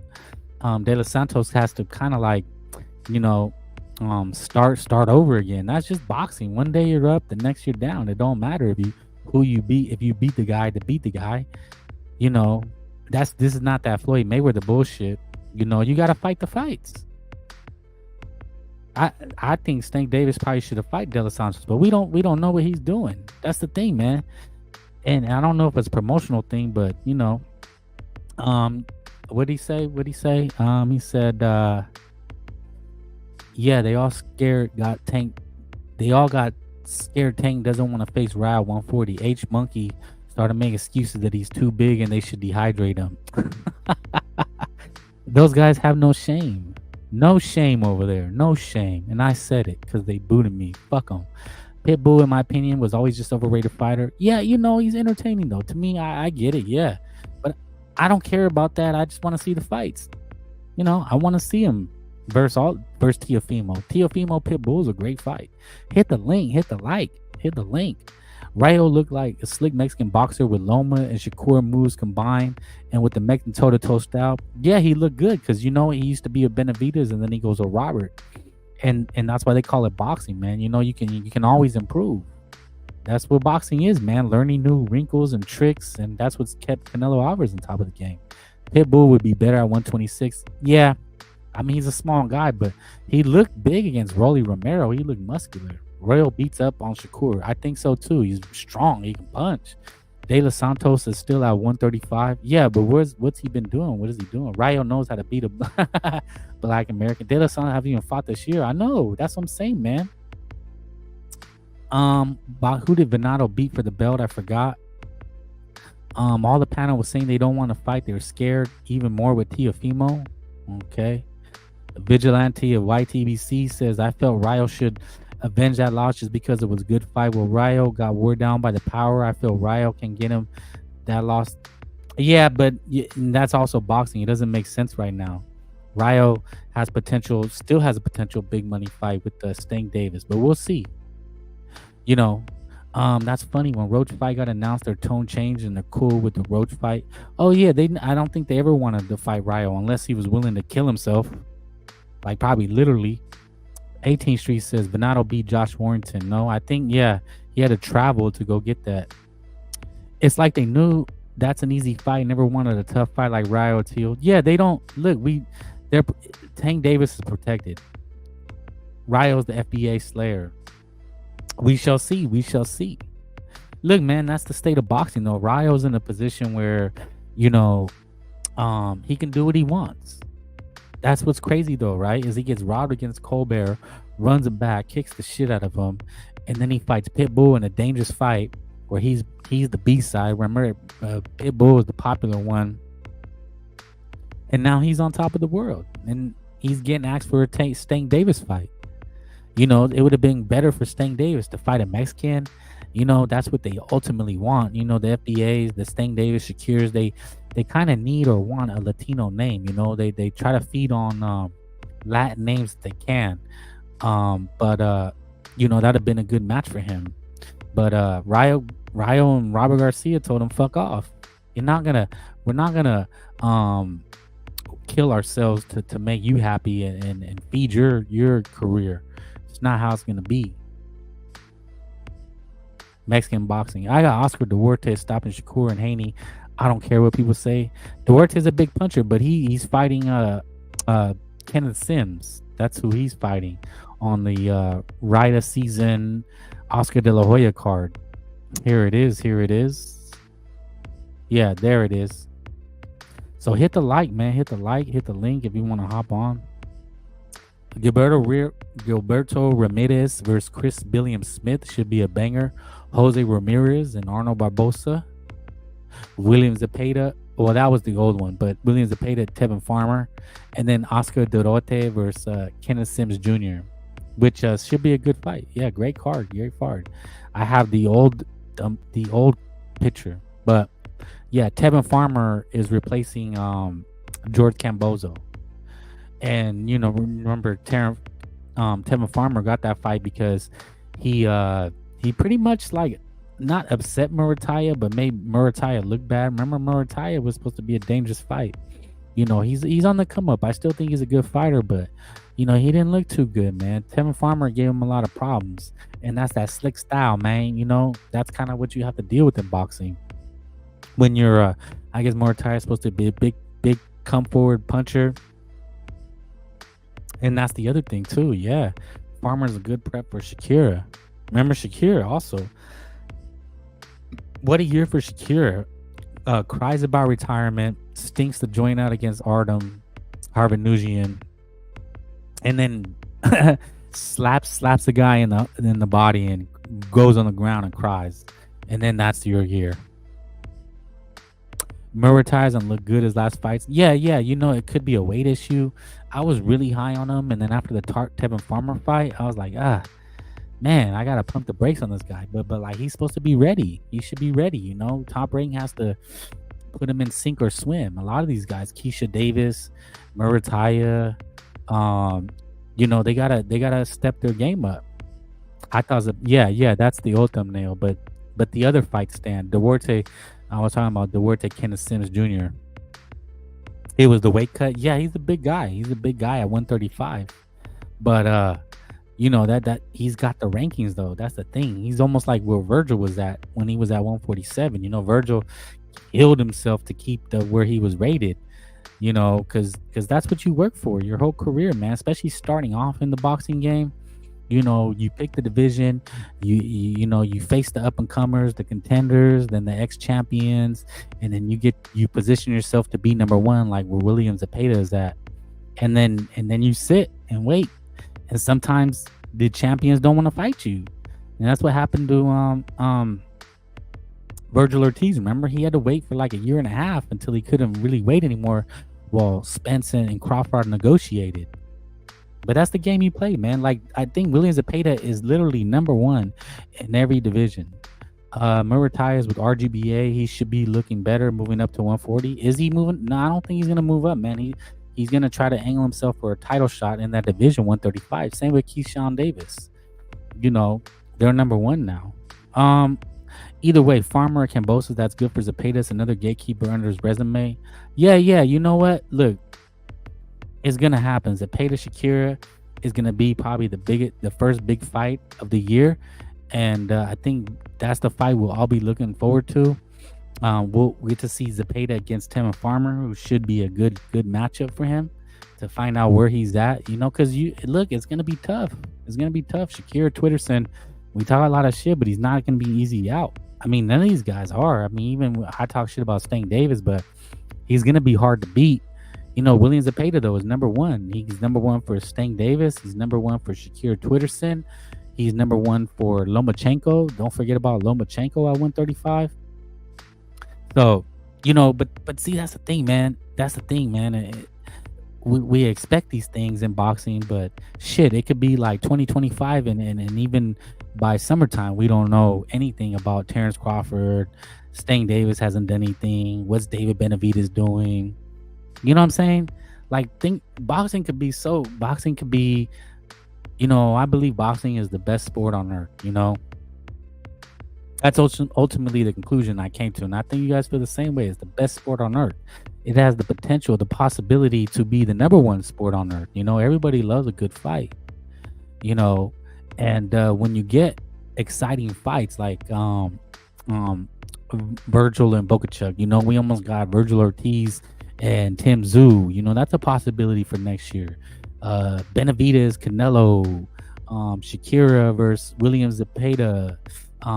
Man, it has the possibility to be the best sport, and has the possibility to make a ton of fans. People will pay for those fights. We talk about that people steal and this and that, but of course they're gonna steal Tank Davis and Lamont Roach. I don't blame them. I didn't care if people bought Berlanga and Canelo. It's whatever. I buy it because I'm a fan of Canelo Alvarez, and I want to see him fight. I dropped the link, so anybody want to hit the link, hit the like. But we're just talking about the year, man. The year so far, are you guys satisfied with it? Are you guys gonna buy Fury and Usyk? I know everybody will be watching Better Be a B-Ball, and that's an example of when boxing is number one, the number one sport, and I mean that. Boxing is the number one sport in all the world. Think about it. Yeah. I mean, football, basketball, but it's only American, and then soccer. I'm sorry, guys, I don't follow soccer, but everybody loves a fight, man. The world stops. The world stops when a big fight. Manny Pacquiao and Floyd Mayweather stopped the world. The entire world was focused on that. Boxing was the number one sport, then they fumbled it. Yeah, they did. But, it still has the potential to be the number one sport in the world. A lot of eyes will be on Fury and Usyk. I think I forgot the numbers, that they counted for Fury and Usyk, but it was like 40 million streamers. 40 million people streamed Fury and Usyk. Think about that number, dude. 40 million people streamed Fury and Usyk. I'm sure the numbers for Canelo Alvarez Berlanga streaming, probably like 20 million. 20 million people probably watched Canelo Berlanga. Even AJ DuBois, a fight like that, it sold 800K, but imagine the streams, probably like 10 million streams. Vance Stronghold, Black American boxer, very protected. Everybody knows that. Sure. I agree. There's nothing I would disagree on that. And I don't even mean to say black fighters per se, but we just see the way they move. We see that the top ones, at least, the Terrence Crawfords, the Boots Ennis's, Shakur's, Stanks, they always find a way to like not fight like once or twice a year, right? And then duck all the tough competition. Somehow that happens. Somehow Canelo Alvarez has to fight for undisputed, has to defend his belt, has to fight champion after champion. But those guys, they just get to duck each other. This guy, Kendrick Lamar, he can sit with his sugar daddy and just talk about Canelo. This is the face of American boxing. This is where we're at in the sport, and why people say it's dead. This is their king. This is their Kang. This is their number one guy, Kendrick Lamar. And all he does is call out Canelo Alvarez. He's got guys like Teofimo. Teofimo's in his face to challenge him to fight at fights. Ryan Garcia was just calling him out. Boots Ennis was calling him out. And he sits there and he acts like he's too good. But this is their face of boxing. This is their face of boxing. And they wonder why the sport suffers. So hit the link. Or you guys just want to hear me cook?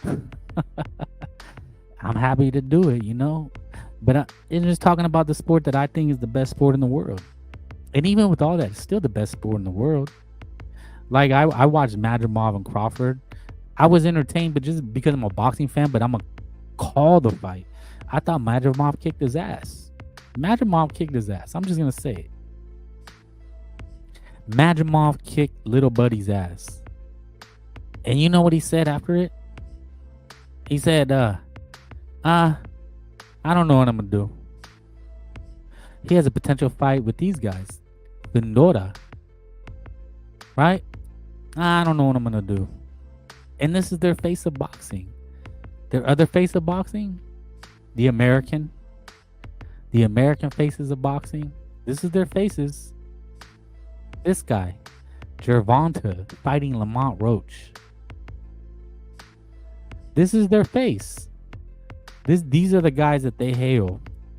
And then the boogeyman, Benavidez, he's fighting on this guy's undercard. Well, that's what I mean, man. That's what I'm saying, man. When boxing doesn't do itself any favors. Madrimov was a paper champ. He was the weakest champ at 154. I thought he was a good fighter, but look, man, when they call this guy the best, he's the best. Oh my God, he's like Sugar Ray Leonard. He's like Floyd Mayweather. And then he just basically stinks the joint out. When you're the best, man, when you're supposed to be number one pound for pound, you're supposed to go show that. You know, if I invite my friends over, I go, hey man, the best fighter on the planet is fighting. This guy's the best. And they see that, Madrimov, and they're looking at the white guy versus the black guy, because that's how people look at things, you know? And be like, man, that white guy's just kicking his ass. Why isn't the brother doing anything? Oh, no, man, you don't understand. You don't understand. He's the best. But like, what makes him the best? He's just standing there. They're just like fainting at each other. Oh, no, man, it's strategy. Like, no, they want to see people let their hands go. Like, I look, for the fight itself, Berlanga Canelo, I thought it was a good fight. I mean, Berlanga, did he go brawl? It wasn't rock 'em sock 'em, but he let his hands go, in my opinion. Vance says, Lamau, you're cooking. Thank you. Vance says, to be honest, Tank has a better or just as good of a resume as Crawford. They overrate Crawford. Tom. Look, man. Look. He's fought 5 times in 6 years. Let that sink in. That's what I'm saying, though. This is the face. This is who they want to be the face of boxing. It can't be done. So true when they say he's IQ and how he moves his feet. Yeah. Look, man, people make love to that guy. They literally make love to him. They idolize him. Yeah, you don't know boxing. They always say after you explain it if you don't agree. But it's pay-per-view. I got people watching. Oh, look, man, I'm telling you, man, how people look at it. They see a white guy. They don't know he's like from Uzbekistan. Or they see a Madrimov. He's a white guy with a funny haircut. You know what I'm saying? He look like Goofy. And they see a brother. Oh, yeah, he a brother. That's Kendrick Lamar, man. He look like, you know what I'm saying? He look like he about to put hands on that white boy. Like, you guys know how the homies talk, right? Like, let's keep it 1,000. We know how the homies talk. Like, oh, yeah, that white boy about to put hands on him. You know, that brother about to put hands on him. And then they're watching. They're like, why is that white boy just tagging them? You know what I'm saying? I'm like, no, man, you gotta wait. You gotta wait. He really about to just put it on him. Fuck that shit. This combat sport, so throwing punches, hitting is also. That's how you score. You don't win on defense. See, that was the Floyd Mayweather bullshit. They brainwash you to convince you that defense somehow won the fight. Bro, you can't win any sport with a 0. Think about it for a minute. Think about someone who, even in football, they say defense wins champions, right? Championships. But you still got to score. There's been no team in the history of sportsdom that's ever won with a 0. Right? If a baseball, if no team scored in like 40 innings, the game keeps going. Somebody eventually has to score. You can't sell defense either. Exactly. But they convinced you that Floyd Mayweather back foot bullshit. Floyd convinced people that you can win with defense. You always hear that old stupid Willie Pett went around without throwing a punch. Did we see it? I don't think I've ever seen it. I think people just literally made that up like Santa Claus. Like, people literally make shit up in sports, bro. Hit the link, hit the like. I'm just cooking right now. Think about that, bro. They try to tell you these guys, and I said this before, I really realized it too. I'm like, bro, Terrence Crawford, like, he was a lot of times a runner. When he fought Postal, he like ran a lot. You know, he wasn't a one-punch knockout power. He was more of a boxer. You know, it wasn't until just basically the one beating of a drunk pirate, Earl Spence, that all of a sudden he was this like obliterator. Like, he was like fucking better be of 20 fights, 20 knockouts. Yeah, he went around without throwing. You hear that though? You hear people say that. They will literally try to convince you that you can win a fight on defense. They've done it. They've convinced people that you don't even need to throw punches. Why would you need to throw punches? Like, think about it. They say, oh no, he was missing his punches. Madrimov wasn't throwing. Yeah, neither was Crawford. So how did he win the fight? You know, you got one guy throwing punches like in Kensei Oshaki Foster. One guy's coming forward, throwing punches, trying to make a fight happen, right? Trying to win the fight.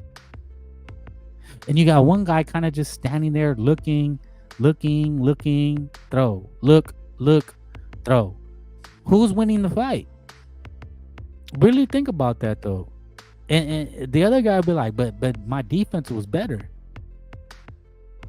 But can you win? Is there any sport you can win? Can you win that in soccer and baseball? Can a team just go out there and be like, well, we're just gonna play defense. I ain't worried about scoring. I'm just gonna line here. I'm just gonna stand here on my side, and I'm not gonna let you score, and I'm gonna win the match. No, but in boxing you can do that. In boxing has convinced people that all you have to do is have a jab, and you move around the ring, and you can win a fight. And they wonder why boxing has suffered. You know, now don't get me wrong, I enjoy good stylistic matchups. We're gonna see that in Better Be a B-Ball, right? 1920s newspapers told us so it must be true. Yeah. That's what I'm saying. Like, it's just Santa Claus. It's a myth. But you know what's crazy is when I watch the old fights, when they show tapes of like Muhammad Ali, Jack Johnson, Rocky Marciano, those guys fought. Like, they were slugging it out. Joe Louis, Floyd, you know, all those old heavyweights that, you know, how did we get from Mike Tyson to Floyd Mayweather's bullshit? Think about it. Boxing was so big with Mike Tyson because it was vicious. It was about knocking the fuck out of somebody. You know what I'm saying? Chavez, Duran. And you know what's crazy? Oscar was more of a boxer. He wasn't your typical flat-footed Mexican. But Oscar let his hands go. Oscar's, you know, through chingazos, you know, he fucked people up. He knocked people out. So where did we get this from? Where did this slick, sweet science, man? You know, one of the worst fights I ever seen was Chavez, Sweet Pea Whitaker. Now I get it. Sweet Pea Whitaker was talented, but when you watch Chavez, Whitaker, when you watch Whitaker, De La Hoya, they're awful fights. Call me a casual. Those were awful fights. Whitaker didn't do anything. You know, Chavez and De La Hoya were trying to make a fight. You know, but that's kind of their fallback. Ah, man, you know, he made a miss. He made him swing and miss. And yeah, Chavez and De La Hoya did look foolish at times. They did look like they were kind of with two left feet. But it's kind of easy to run around the ring and just move your head. You know, you're not taking any chances. And that's really what it comes down to in boxing. Floyd and Ali fucked the game up financially and out. Well, look, if Floyd's style was the defensive minded style, that's fine. That's fine. I mean, he made it work for him. But I'm talking about, you know, for most boxers, for other boxers, you know, for making exciting fights. Never chase a slick fighter, cut the ring off. Easier said than done, you know. If one guy doesn't want to engage, it's really hard to make a fight. Defensive fighters avoid in this era of boxing, especially if they lack popularity with mainstream fans like Shakur. Being popular with a small group of ultra fighters is not enough. Yeah, no. I mean, you got to entertain. I think the Floyd era is ending. It's starting to end, and you're seeing fans get pissed off. They're getting fed up with the Shakur shit, and I think people are realizing, you know, okay, because they got to pay for it now. You know what I'm saying? Boxing is not how big as it was when Floyd Mayweather, Manny Pacquiao, Mayweather, De La Hoya, you know, it was more people watching with other people, buying fights. But now that it's more diverse with people being, you know, streaming and asked to buy the fights, they want to see exciting fights. And that's one reason Sting Davis has a following, is because he gets knockouts. See, they try to fool you, but ultimately at the end of the day, they don't even celebrate Shakur and Haney with the boring shit. You know what I'm saying? They celebrate Sting Davis, even though he's beating up on subpar competition. You know, but boxing, you know, back to boxing as a whole, you know, they try to have you know, UFC take over boxing. Boxing has the year's been like a C. But I'm gonna tell you this, man. The year that shit stunk. That O'Malley card was trash. That was like one of the most boring things I ever seen. The guy just like humped the guy for like fucking 15 minutes. Maton. It's bad for a promotional company to use a defensive fighter and risk messing up a deal with their broadcaster, especially if it's one as good as goes like ESPN. Well, I think ESPN learned their lesson because they let Shakira go and they got Jaime Munguia, and it looks like they're promoting Emiliano. They are getting back to the basics. Entertainment. It's entertainment. At the end of the day, it's entertainment, and that's why I'm saying I believe boxing is the greatest sport in the world.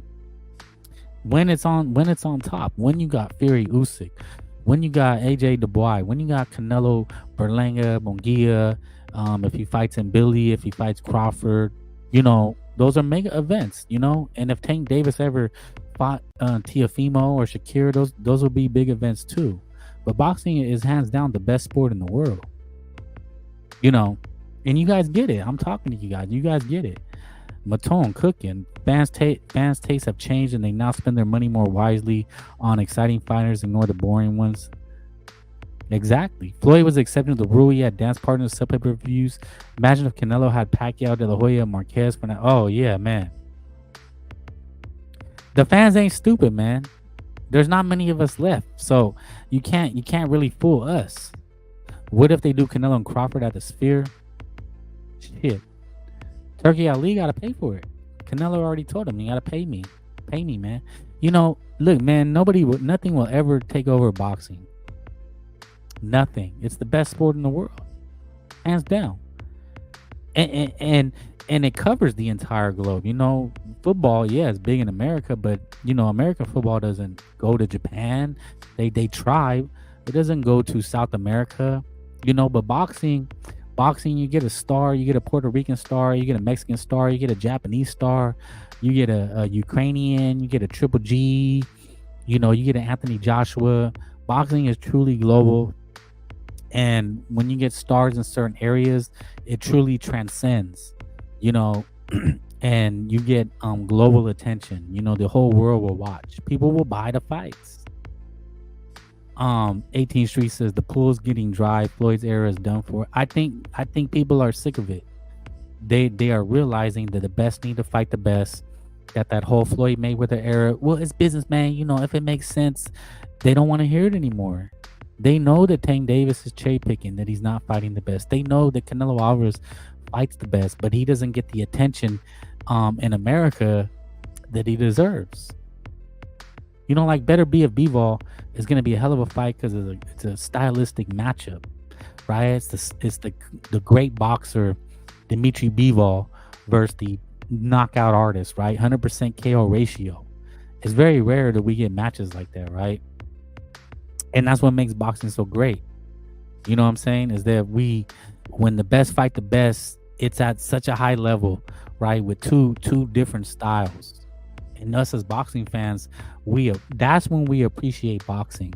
When we say, okay, we know Dimitri Bivol is not a backfoot bitch. Yeah, he boxes. It can be kind of boring, but we know we've seen him let his hands go. We've seen him be dominant.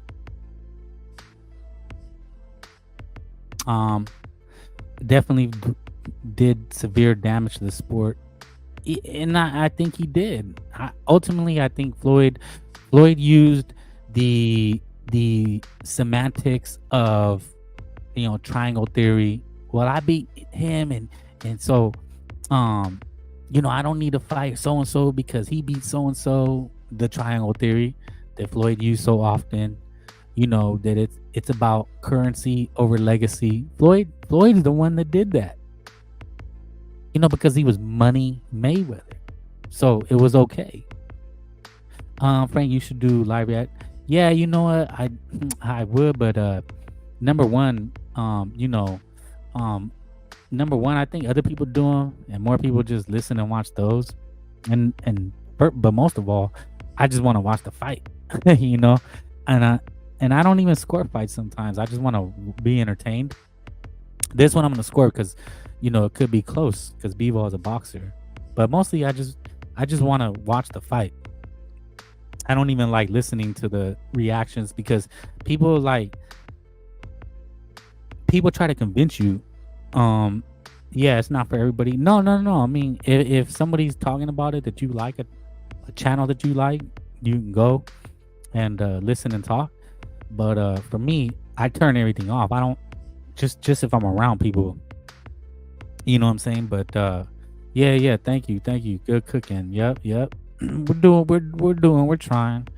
I mean, he's able like me. You know, when I was in position, I could pick and choose who I wanted because I earned that right. Yeah, yeah. That's the Floyd mentality, and he was right. It's cool. Like, look, it's cool. He was Money Mayweather, so that was his little promotional brand. He was able to brag about it. But you know, now when we see how much a divide it is, how it really ruins the sport, and if fighters try to emulate that, and then we don't get the matches, and then we get promoters and networks not wanting to make the fights.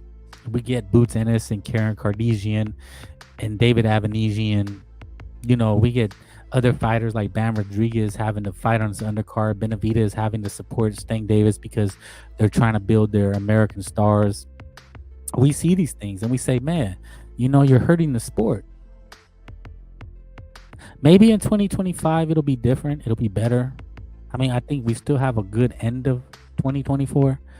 Fury and Usyk is a good way to end it, but Gervonta and Roach is not a good way to end it. Now I think the Canelo news, he's not going to be fighting in Japan, but Inoue will be fighting. Looks like Sam Goodman in Japan at the end of the year. Right? Hit the like, hit the link. If you want to cook, I've been going for 90 strong. But yeah, man, boxing in 2024. Have you been satisfied? Were you let down? It's highs and lows, man. Boxing is highs and lows. I guess that's like crack, man. Best drug in the world, right? But because you have your super highs and your super lows. And that's boxing, man. That's what I was told one time, man. Boxing is crack. You can't give it up. You're going to hate it, but you can't give it up. Because it's a super, super high and then a super, super low. You know, we're super, super low right now, man. We're fiending, you know. We're like, damn, there ain't shit going on. And, you know, I did kind of ran down the year so far. No big fights, man. And it was a big letdown with Haney Garcia and now a lawsuit. Real bitch shit. You know, Fury Usyk. But that's crazy, though. Fury Usyk are really going to do it again. Hopefully, cross your fingers. Hopefully. You know, we were already supposed to have Better Be a B-Ball. And it looks like they got a rematch. Yeah, but David Benavidez really dropping the ball. Tio, David Benavidez dropping the ball. Boots Ennis dropping the ball. This is what I mean, man. So many people dropping the ball in boxing. Maton. It's a love-hate relationship with boxing. It truly, truly is, man. But it's a sport that we love. And again, like I said, because it's the best sport in the world. Nobody can convince me otherwise. Number one, it's all year round. Right? You know, every other sport has seasons. And they're all team sports. You know what I'm saying? In boxing is not a team sport. That's one reason it's so hard. Because it's just one guy, right? You follow one guy, you follow Teofimo, you follow Devin Haney, you follow Canelo Alvarez, right? You know, and one thing you'll hear in boxing, you'll hear a lot of channels, right? Channels. I listen to other channels. I do. That's what I was gonna ask you. Like, I don't care, man. Like, I hope you guys listen to everybody. You know, who do you think speaks good boxing talk? You know, because one of the things you hear that I try to say from my point of view is like, you know, you hear people say, I'm objective. I'm a boxing fan. I'm not a fan of a fighter. I'm just a boxing fan. I don't love no fighter. I'm not a fan of any fighter. And it's like, well, somewhere along the line, it was like wrong to be a fan of a fighter or say you like a fighter. You know what I mean? Oh, you're a fanboy. Yeah. I guess I'm a fanboy of Munguia. I'm a fan of Berlanga now.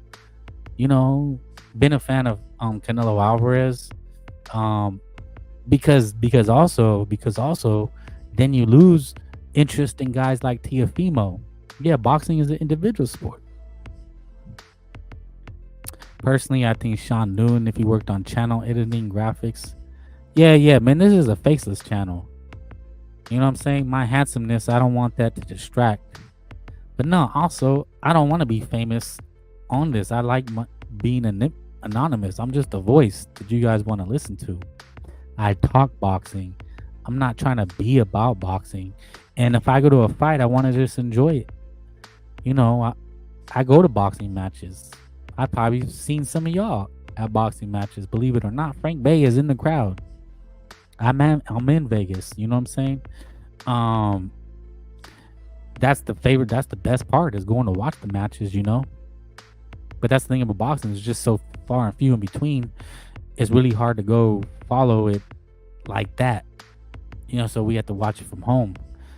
But I just like talking boxing. I don't want to be on here and, you know what I'm saying, and see people's ugly faces, you know. I just like chatty.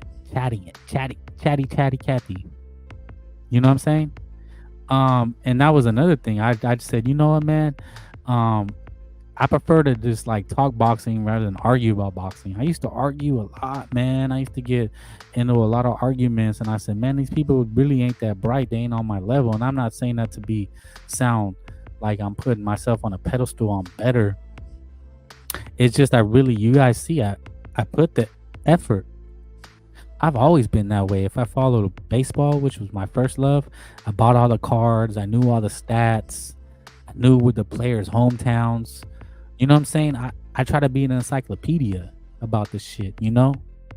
I have like that kind of thing where I have a hunger to know what I'm talking about.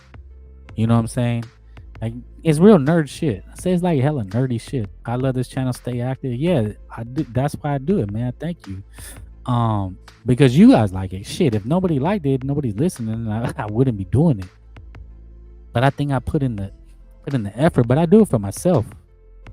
You know what I mean? I really do it for my own gratification. Man, boxing's corrupt. Seeing the Tank versus Martin fight, Martin already looked gas from the start. Yeah, we knew that was a cherry pick. But look, man, like I said, I mean, if you're a fan of Tank Davis, because I'm speaking to those people that may be fans of Tank Davis, and it's okay to be a fan of Tank Davis, but you also have to be a fan of the sport. So, you know, you hear people, it's like a crime to be a fan, you know? Like, oh man, you're a fan of Canelo, you're a fan of Tank. Oh man, that's some whack shit. It's like, no. I get it. But then you have to talk about the sport of boxing. It's still a sport. If you're a fan of a fighter, then yeah, you're a fan of his ticket sales, of his pay-per-view numbers, how many fans he has, how many Twitter followers, how many subscribers, you know. Oh shit. Okay. Give me 1 second, homeboy. Damn, he surprised me with that one. You know, hold on. We got a guest. I just need to throw the banner up. Make sure I don't get D-bombed out here. You know what it is, man. Gotta play it safe out here. Hello, sir. You're live. Yo. What's up, Frankie? Can you hear me? Yeah, man. Got you loud and clear. All right. Yeah, man. I've been like spending literally, man, half an hour trying to figure out these audio settings, man, because, you know, I know a lot of cats are on like computer based when you guys are doing streams, right? That seems to be the normal. But like the last 2 months, I've been figuring out how to use like the iPhone and all these other stuff. Okay. Anyways, man, all this like nerdy shit kind of like discourages me to sometimes do lives or even do it, because I think before I had some problems with some audio drop-ups.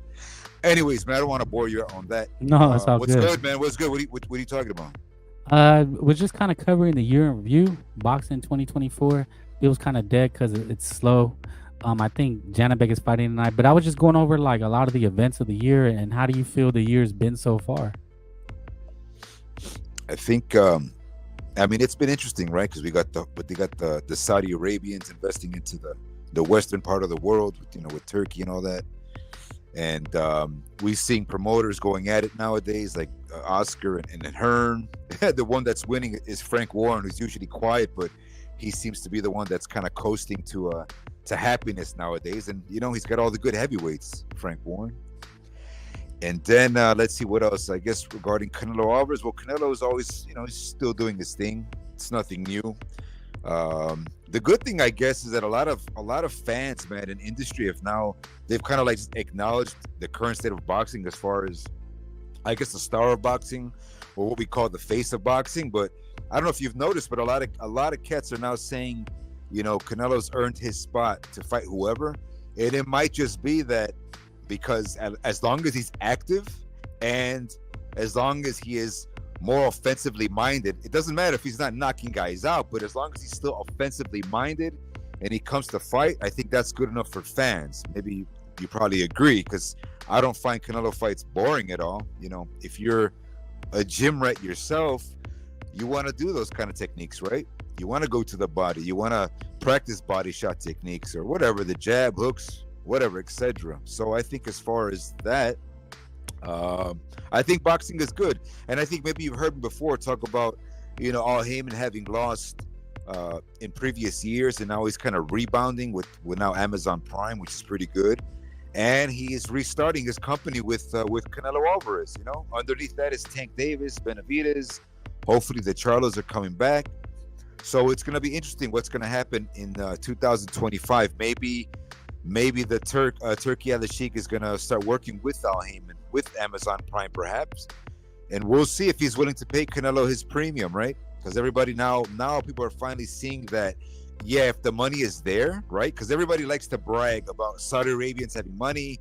Oh, Turkey brings, you know, these good fights. He has the bag. Okay, well, if that's the case, then put up the 9 figures for Canelo too, right? Why not? Show some love to the Mexican fan base. It's not just about investing in UK fighters or on the eastern part of the world. And speaking of which, like, I think Oscar kind of failed in his last promotion banner, right? Because Zurdo Ramirez versus what's his name, Billam Smith is going to happen, but I don't know what happened with Riyadh season and the WBA, but I don't know why they're not promoting Zurdo's belt in the banner, right? Because it's an important unification bout in cruiserweight. And like Zurdo is, you know, it's not wearing a strap. I just find that weird, man. If you're trying to promote to the Mexican American market or the Mexican market, you need those kind of particular details in photos, right? You want to have 2 guys holding 2 straps for unification. But anyways, regarding that card, it's going to be a good card. We got Zepeda versus Tevin Farmer. Then you've got Zurdo Ramirez. You got what's that other guy's name? What's the guy at 140? The other guy.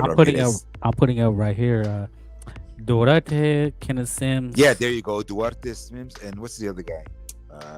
Zepeda, Tevin Farmer, Jose Ramirez, and Barbosa. Jose Ramirez, man. Can't believe I forgot that one. So that's actually a pretty good card, man. Believe it or not, it's a lot of bangers in that one, a lot of body punchers, or whatever, as I like to put it. So Duarte is no joke. Zepeda is no joke. That's going to be a good fight against Farmer, right? Another southpaw. Hopefully, that's going to bring some more experience to when the time comes against what's his name, Shakur. And then, of course, Ramirez versus Barbosa Jr. So, yeah, that's a pretty good card, man. And then we'll see where Munguia goes, because I think Eddie Hearn was instigating that Munguia is kind of like he's maybe in some limbo situation trying to get out of Golden Boy, right?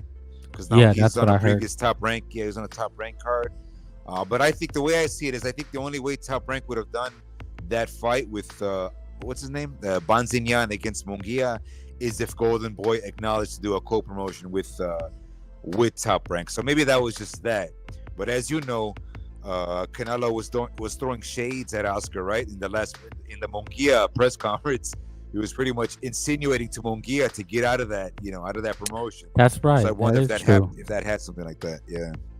I mean, I'm sure it did, and I'm glad you came in hot, man. You came in cooking. Some people, well, I'll just leave it at that. But yeah, you come in cooking, man. That was a good recap that you asked. You asked about the year of events, Exactly. I mean, what I noticed, man, is I know you're new. You may not be new to the YouTube streets, but a lot of people like to chat.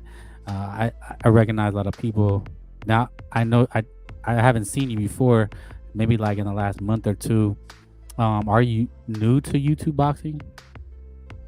No, I mean I've been listening before. I used to have a channel back in the day called Strike Grind Radio, and I don't know if I told you, but I used to be a part of those guys with the Blue Bloods and the what's his name? What was his name? There was some guys like I'm sure you know about the LDBC era. Or Yeah, whatever. I yeah, used I've to heard be of a that. part of the back in the not a part of that clique, but back in 2017, 2018, I was trying to build my channel back in the day, and I kind of got shut out of that community because they said I Wow. wasn't like pro-black or I didn't know stuff. I was like, all right, whatever. I'm not cool out and just be on my own, just listen. And then yeah, man. So anyways, as I said before, I kind of get discouraged with the technology, man, because to me, man, I like to listen to boxing, but I like to be on my phone with the AirPods and this and that, and like go live that way, But I figured to do it the Yeah. correct way, you got to be like on the computer-based stuff. And for me, that's a bit just discouraging. But whatever, I gotta get on with the times. If that's the way it's gotta be, You then do, man. I It's, gotta it's a do that, it's a definite learning curve. Like I have my past streams, like I did streams only because I listened, and I didn't do a lot of things, but try to give a visual show. And then the reason I asked that is because, like I said, you came in cooking, and I gave you a recap because one of the things I experienced is being on shows or panels is like it leads to arguing, and I try to stay on like a topic. I want to like really cook on something. I don't want it to go in 1,000 different directions and then people just say random dumb shit. So I appreciate it. No, yeah, I mean you definitely make some sense, man, because I've been thinking about that. I mean, the theory of doing the whole YouTube, boxing community, and I guess I'm gonna say, unfortunately, we do. I mean, a lot of the time when there's a lot of downtime, right? When it's a lot of downtime, when we're not talking about specific stats or the metrics of boxing, what else is there to talk about? And we have to kind of follow up on the gossip and the drama, which I think is healthy. Sometimes, most of the time, it's redundant, but that's not the fault of hosts that are trying to, I guess, push their channel, right? Because you're also trying to make an effort to grow, and sometimes it's a bit awkward. Like what else can you talk about? So it's Right. healthy. It's good that you do point that out, and we just got to roll with it. And I'm optimistic that in these times, kind of like right now where we are at this threshold, maybe times will change. There's as you said, the learning curve. Maybe in 2 months your channel will be different as far as like the infrastructure. I'm talking more like technology wise, not so much Right. what we talk about. So I'm always optimistic in that end. For me, I just like convenience, man. I like ease, just start it up, Yeah. turn on We the all- mic, good quality, and there we go, man. So Well, but that's yeah, the man, best I mean, way. I agree with what you're saying. That's the best way to do it. You got to do what you feel comfortable, and then as you get more comfortable, then you try to step up, whether audio, visuals, guiding the chat and the conversation. Because the messed up part is people are gonna like what they like. Like, you know what I mean? If they like what you gotta say, then they're gonna fuck with you. If they don't, then it's gonna be kind of a hard sell. Mm-hmm. You know. And then it's another good thing too is that we've talked about it before, man. Oscar De La Hoya, sometimes he's like just out of character, or maybe that's just part of his character, right? This is the post Oscar. He's earned it, right? He's the original Golden Boy, earned the gold for the States. He's Mexican American. He's got his fans. So, and he's had his criticisms, right? But right now, this Mexican, or I guess this Latino night that he's trying to do, which I'd imagine he was influenced with the UFC. Remember the UFC Noche that happened a while ago? So now Yeah. he's trying to do it like an all Hispanic or like an all Mexican American or just, I guess, Mexican event. And this might be good in a way that it will show Turkey the metrics of doing a card like this.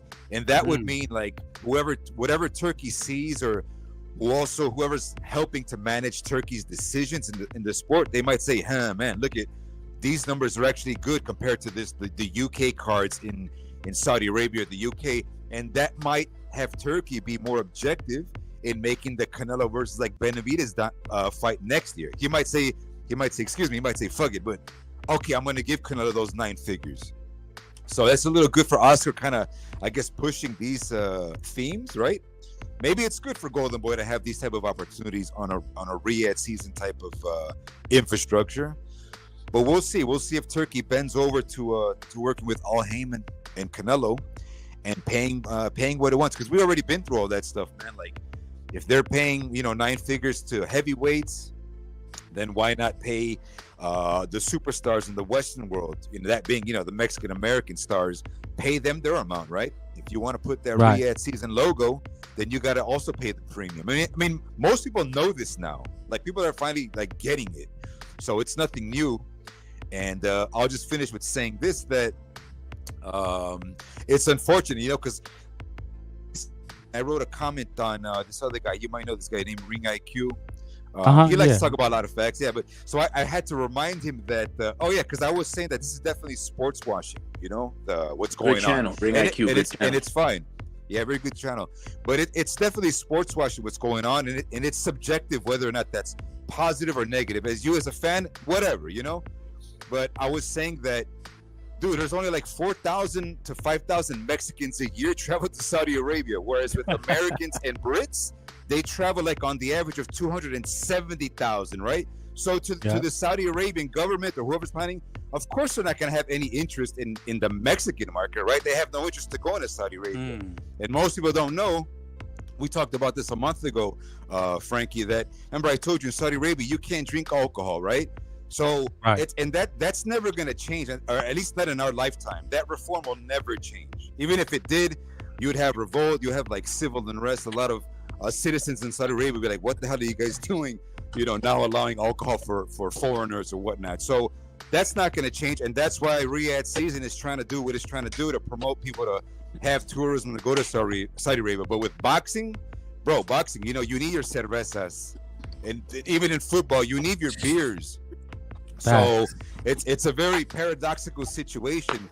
I think Saudi Arabia, in the long run, they just got to acknowledge that the Mexican American market or the Hispanic market, it's trivial, to us, or just to the general common sense of the sport. So I'm optimistic. Let's see, 2025, we might finally get Canelo versus Benavidez, because I think the main reason is because of the money. A lot of fans keep forgetting that the original guarantee was never there to begin with. And remember, what was his name? Eddie Reynoso shut it down, that they never even received any type of 55 million. If they did, they would have turned it down. And then Samson Lukowitz, he had to take down that tweet. He took down the tweet because, he had initially said that they sent them an offer for 55 million. So as you can see, Showtime is gone. Where is the money? That's always the question. Where is the money? So right now we all have to reset. Amazon Prime is getting into it. Let's see if Turkey is really about that, putting 9 figures for stars of the Western world, not just in the UK or in Europe or whatnot. Well, that would be insane. I mean, pretty much right now it feels like Benavidez and Canelo's dead. I don't even think people are talking about it anymore. That's true. Yeah, what I'm hearing is Benavidez was going to fight Jesse Hart on Stank Davis undercard, but now they're saying that the Benavidez could possibly fight Morrell in January. But I don't know how they're going to make that fight possible, because it's a big fight for us, but it's not a big pay-per-view fight, and that's the only way that it would probably be happen. And then as far as Turkey Ali, it really looks like he still wants to get Crawford the Canelo fight. So yeah, man. I mean, I hear what you're saying. It just looks like, now you may ultimately be right. You're predicting it now, right? And you may be right, but I don't know, man. It just looks like there's too much in between right now. I mean, you're right. I forgot about Crawford. So Yeah, even so, if they do have the money, even what's his name, Thomas Hauser and Kevin Eo, all these guys have acknowledged that the Saudis have unlimited spending, right, for their budget. Well, if that's the case, and you really want to promote Riyadh season to the Western world, and you want to say that you're the face of boxing, even though we think that's a joke, obviously, but hey, man, where's the 9 million figures for the stars of the Western part of the world, right? Can't just be the heavyweights. I mean, that doesn't make any sense in a way, because what do the Saudis benefit more from just heavyweight fights versus trying to promote a 20-year, Riyadh season thing with the American continent. So I don't know. I think a lot of it's political, obviously, because Turkey doesn't want to work with Al Heyman, and we know Al Heyman is advising Canelo on his moves. So we get that. That's a little standstill right now. But who knows? Maybe in the long run, Turkey's gonna have to, forfeit his ego and just say, all right, we do need a Riyadh season logo on a Canelo Alvarez event. Let's pay the guy. If it's true, if these 9 million figures were true in the first place, because we really don't know, man. To be honest. That stuff's not disclosed. It's not disclosed. The Saudi Arabian has control of the purses, right, in their world. So they don't have to disclose that. We're just going off of that. So we'll see. What I heard is that. Well, I heard this from the very beginning. Before he even came onto the scene, really like this, I did a stream because I seen that he wants to create a league, and it looks like they're really gearing up for 2025 to start that league. That's why he's working with Dana White to do some kind of series, but ultimately it's to make the league. Next year we're gonna have a boxing league. That's gonna be crazy. And yeah. But I said, what is this boxing league with no Canelo, no Tank Davis, no Inouye? There may be a handful of others that are not gonna be in the league because it's supposed to be a 8-division league, and each division is gonna have 15 fighters. And that's the initial idea, and it's gonna have its own pound for pound rankings. Like Turkey's going to be like the commissioner of this whole thing, and not just a figurehead, but the guy like what Pete Rozelle is. I don't know if you guys follow football, but like the commissioner of the boxing league. Mm-hmm.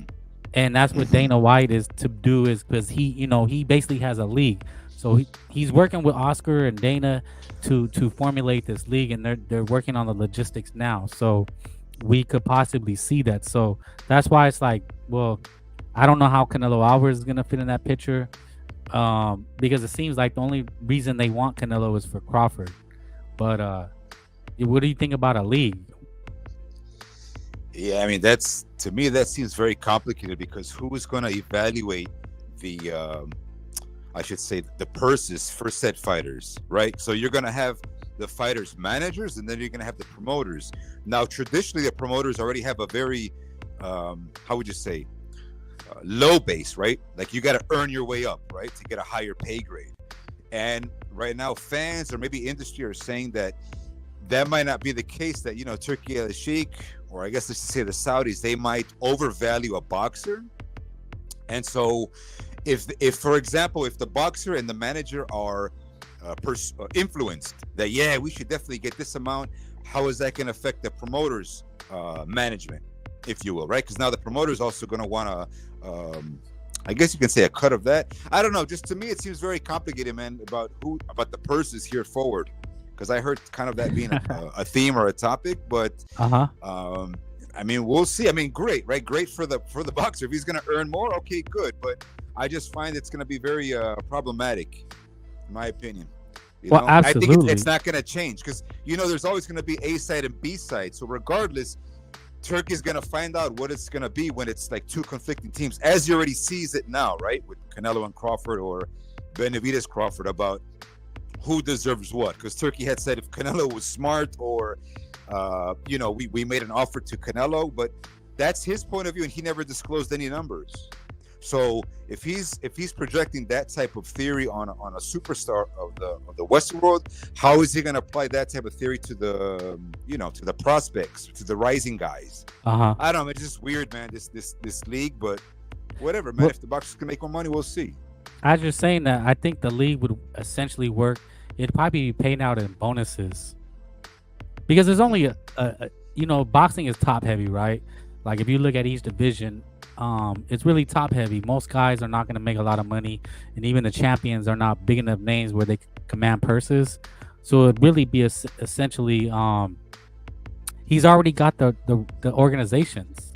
He already has WBC in, I think he already got them in the league. They've already kind of agreed to, so the rankings are going to join the leagues. So the boxers will be told they have to fall in line with the rankings, and then they'll just tally up. I'm thinking it'll be a point system, something like that, and then that'll determine your purse. And then like UFC does. What the UFC does is with the bonuses. So they'll figure it out. I hear what you're saying. They'll figure it out somehow, and then just the winner will make more, and then logistically it'll be through a rankings, just like the UFC does. That's how they determine the title fights with the rankings, and a lot of it doesn't. Obviously, everybody's not going to be happy, but the whole A side, B side won't be a thing in the league. If they get, let's say, 10 fighters, right? If they can get 8 fighters in a league in one division, they'll be okay. Mm-hmm. To me, it's just weird how I don't see how Riyadh season in the end goal really benefits much from boxing. Probably in other sports or other industries, but everybody knows that most of boxing is gonna be Black, African American, Mexican American, I guess Puerto Rican, Cuban. It's all in the West.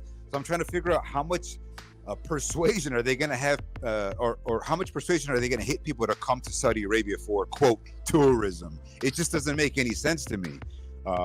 I mean, maybe football or the soccer.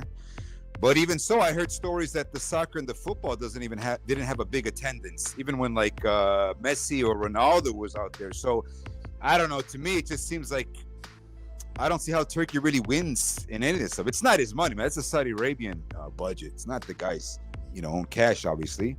But I think the guys, the real pimps in the current situation, the real pimps are Frank Warren and Eddie Hearn, because they don't care about the Riyadh season. I guess end goal. The UK, man, it's heart and bread as far as sports. You need alcohol, so they don't care if the Saudi Arabians are trying to do a surrealistic reform. Hello. All right. I don't know if he dropped off or. Yes, it's technology. Well, I'm at the shit. I already went. I'm about to. Well, I was gonna wrap it up at 1:30. I've been going for 2 hours already. I mean, he was cooking. The guy was cooking. So yeah, that's what I like, man. Get on here and cook. Sorry, man. I'm sorry if you guys hopped on. I had already been on here for I'm on here 2 hours, man. So I want to thank everybody. You gotta hop on earlier, brother. Sorry about that. Yeah, no biggie. No, it's like I said, I didn't want to disrupt the rhythm. No, man. You gotta. Hey, if anybody would look, yeah, man. Everybody cooks. You don't have to. There's no etiquette. No, but I liked what he was saying. So very interesting. Fucking made me think of things that I didn't even realize. No, he definitely knows what he's talking about. He has very valid points. I think he came back, but we're gonna wrap it up. It's already 1:30. Hey, homie. Sorry about that. No worries, Don. Next time. Yeah, my bad. You guys gotta. It's all good. I think I only do late night streams once in a while, but if you guys prefer it, man, you make sure you come through earlier if you can. Yeah, no, I feel you. Can. Like literally, man, I was listening to your stream, man, for like half an hour trying to figure out the audio on this gear that I had, and I just gave up, and now I'm back on the traditional method. So I feel you, man. You don't usually do long streams like this, from what I know. No. Well, yeah, no, man. I like to just go hammer a topic home and then then just cut it, because otherwise it turns into a bunch of tangents. But you was cooking, man. You was cooking on the turkey thing, but I think I'm glad you went there, because it just signifies, like, I think 2024 was kind of very mid. Give it like a C+. Now we got a new player, Turki Ali. Is there a boxing league? So I think 2025, man, I'm gonna say this: boxing is the best sport in the world, but I think 2025 is the make or break year. I think we're gonna see a lot of changes. That's just my prediction. What do you guys think? Yep. And then, say your closing thoughts. Yeah. No, yeah, I agree with you. Okay, you go, man. Sorry. Yeah. Then okay. I just want to say it's although there's still a lot of holes in the Saudis' game, and who knows about their plan, and obviously location is a big problem. But one thing is, I am looking towards the changes, because honestly, bro, man, the PBC I felt was just fucking a lot of shit up, hijacking divisions, We just needed some kind of fucking change, bro. It wasn't going anywhere, is. bro. So We that's my take on it. We All right, needed a thank you. change. Thank you, Alonzo. I'll catch you on the next one, homie. You got Let a it. player know. Thank you. All right, El Cuerpo, closing thought. No, man, I agree with what the other gentleman was saying that as I said before, man, just PBC, they had lost before, and I'll give Mr. Heyman like another chance to recoup, because right There now it is. Yep. he has everybody knows that PBC is on a thread because of Canelo right now, so we gotta kind of respect that.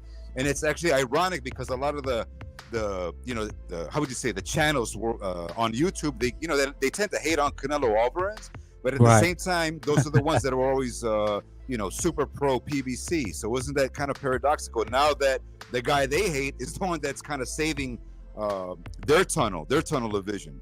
So I'm just curious. We'll see what happens here forward. I think Al Heyman lost, but he's now he's got a how do you call it, a clean slate, in my opinion. He's got a, what do you call that on the game show? He's got a lifeline. There you go. Yeah, literally. All right, So that's homie. all on that, man. Next I one, bro. appreciate it. There you guys go, man. This is why you guys come. This is why you guys listen. The homies gave you some good breakdowns. So we have one player that looks like he's out of the race. He's hanging by a thread. And then we have a new player, looks like he's about to take over. But then player B, Al Heyman, is back. So yeah, man, 2024 hopefully ends good with Fury Usyk. And then yeah, man, 2025 will the league take over? Is boxing Peace. dead, or is it going to be reborn? All right, fellas, we're going to get the fuck out of here. Thank you for joining.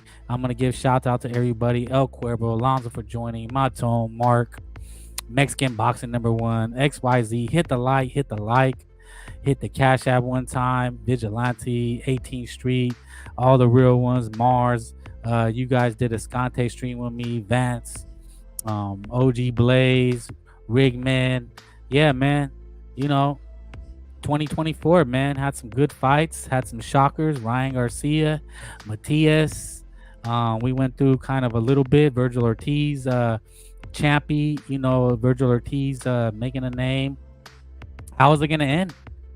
Leave in the comments, man. What do you think? How do you remember 2024, and how do you think it's gonna end?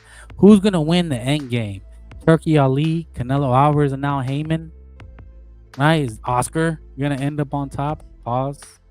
But that's it, fellas. We've been cooking late nights. Got this stream. Thank you for joining, Frank Bay. Boxing ain't dead. Boxing will never die. Right? That was just the title. Telling you it's gonna keep going. It's gonna thrive, and maybe we get a lead, or maybe Al Heyman and Canelo Alvarez get the bag. But it's never gonna die, man. It's the best sport in the world, and we're gonna get the fuck out of here on that. Thank you. Come again.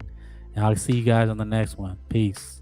Look, whenever a man texts me and says, I hope you have a good day, I hope you have a good week, I hope that you shut the fuck up. You right there. Get out of my face. Get out of my phone. Oh, you gotta give him that huck too and spit on that thing. You get me?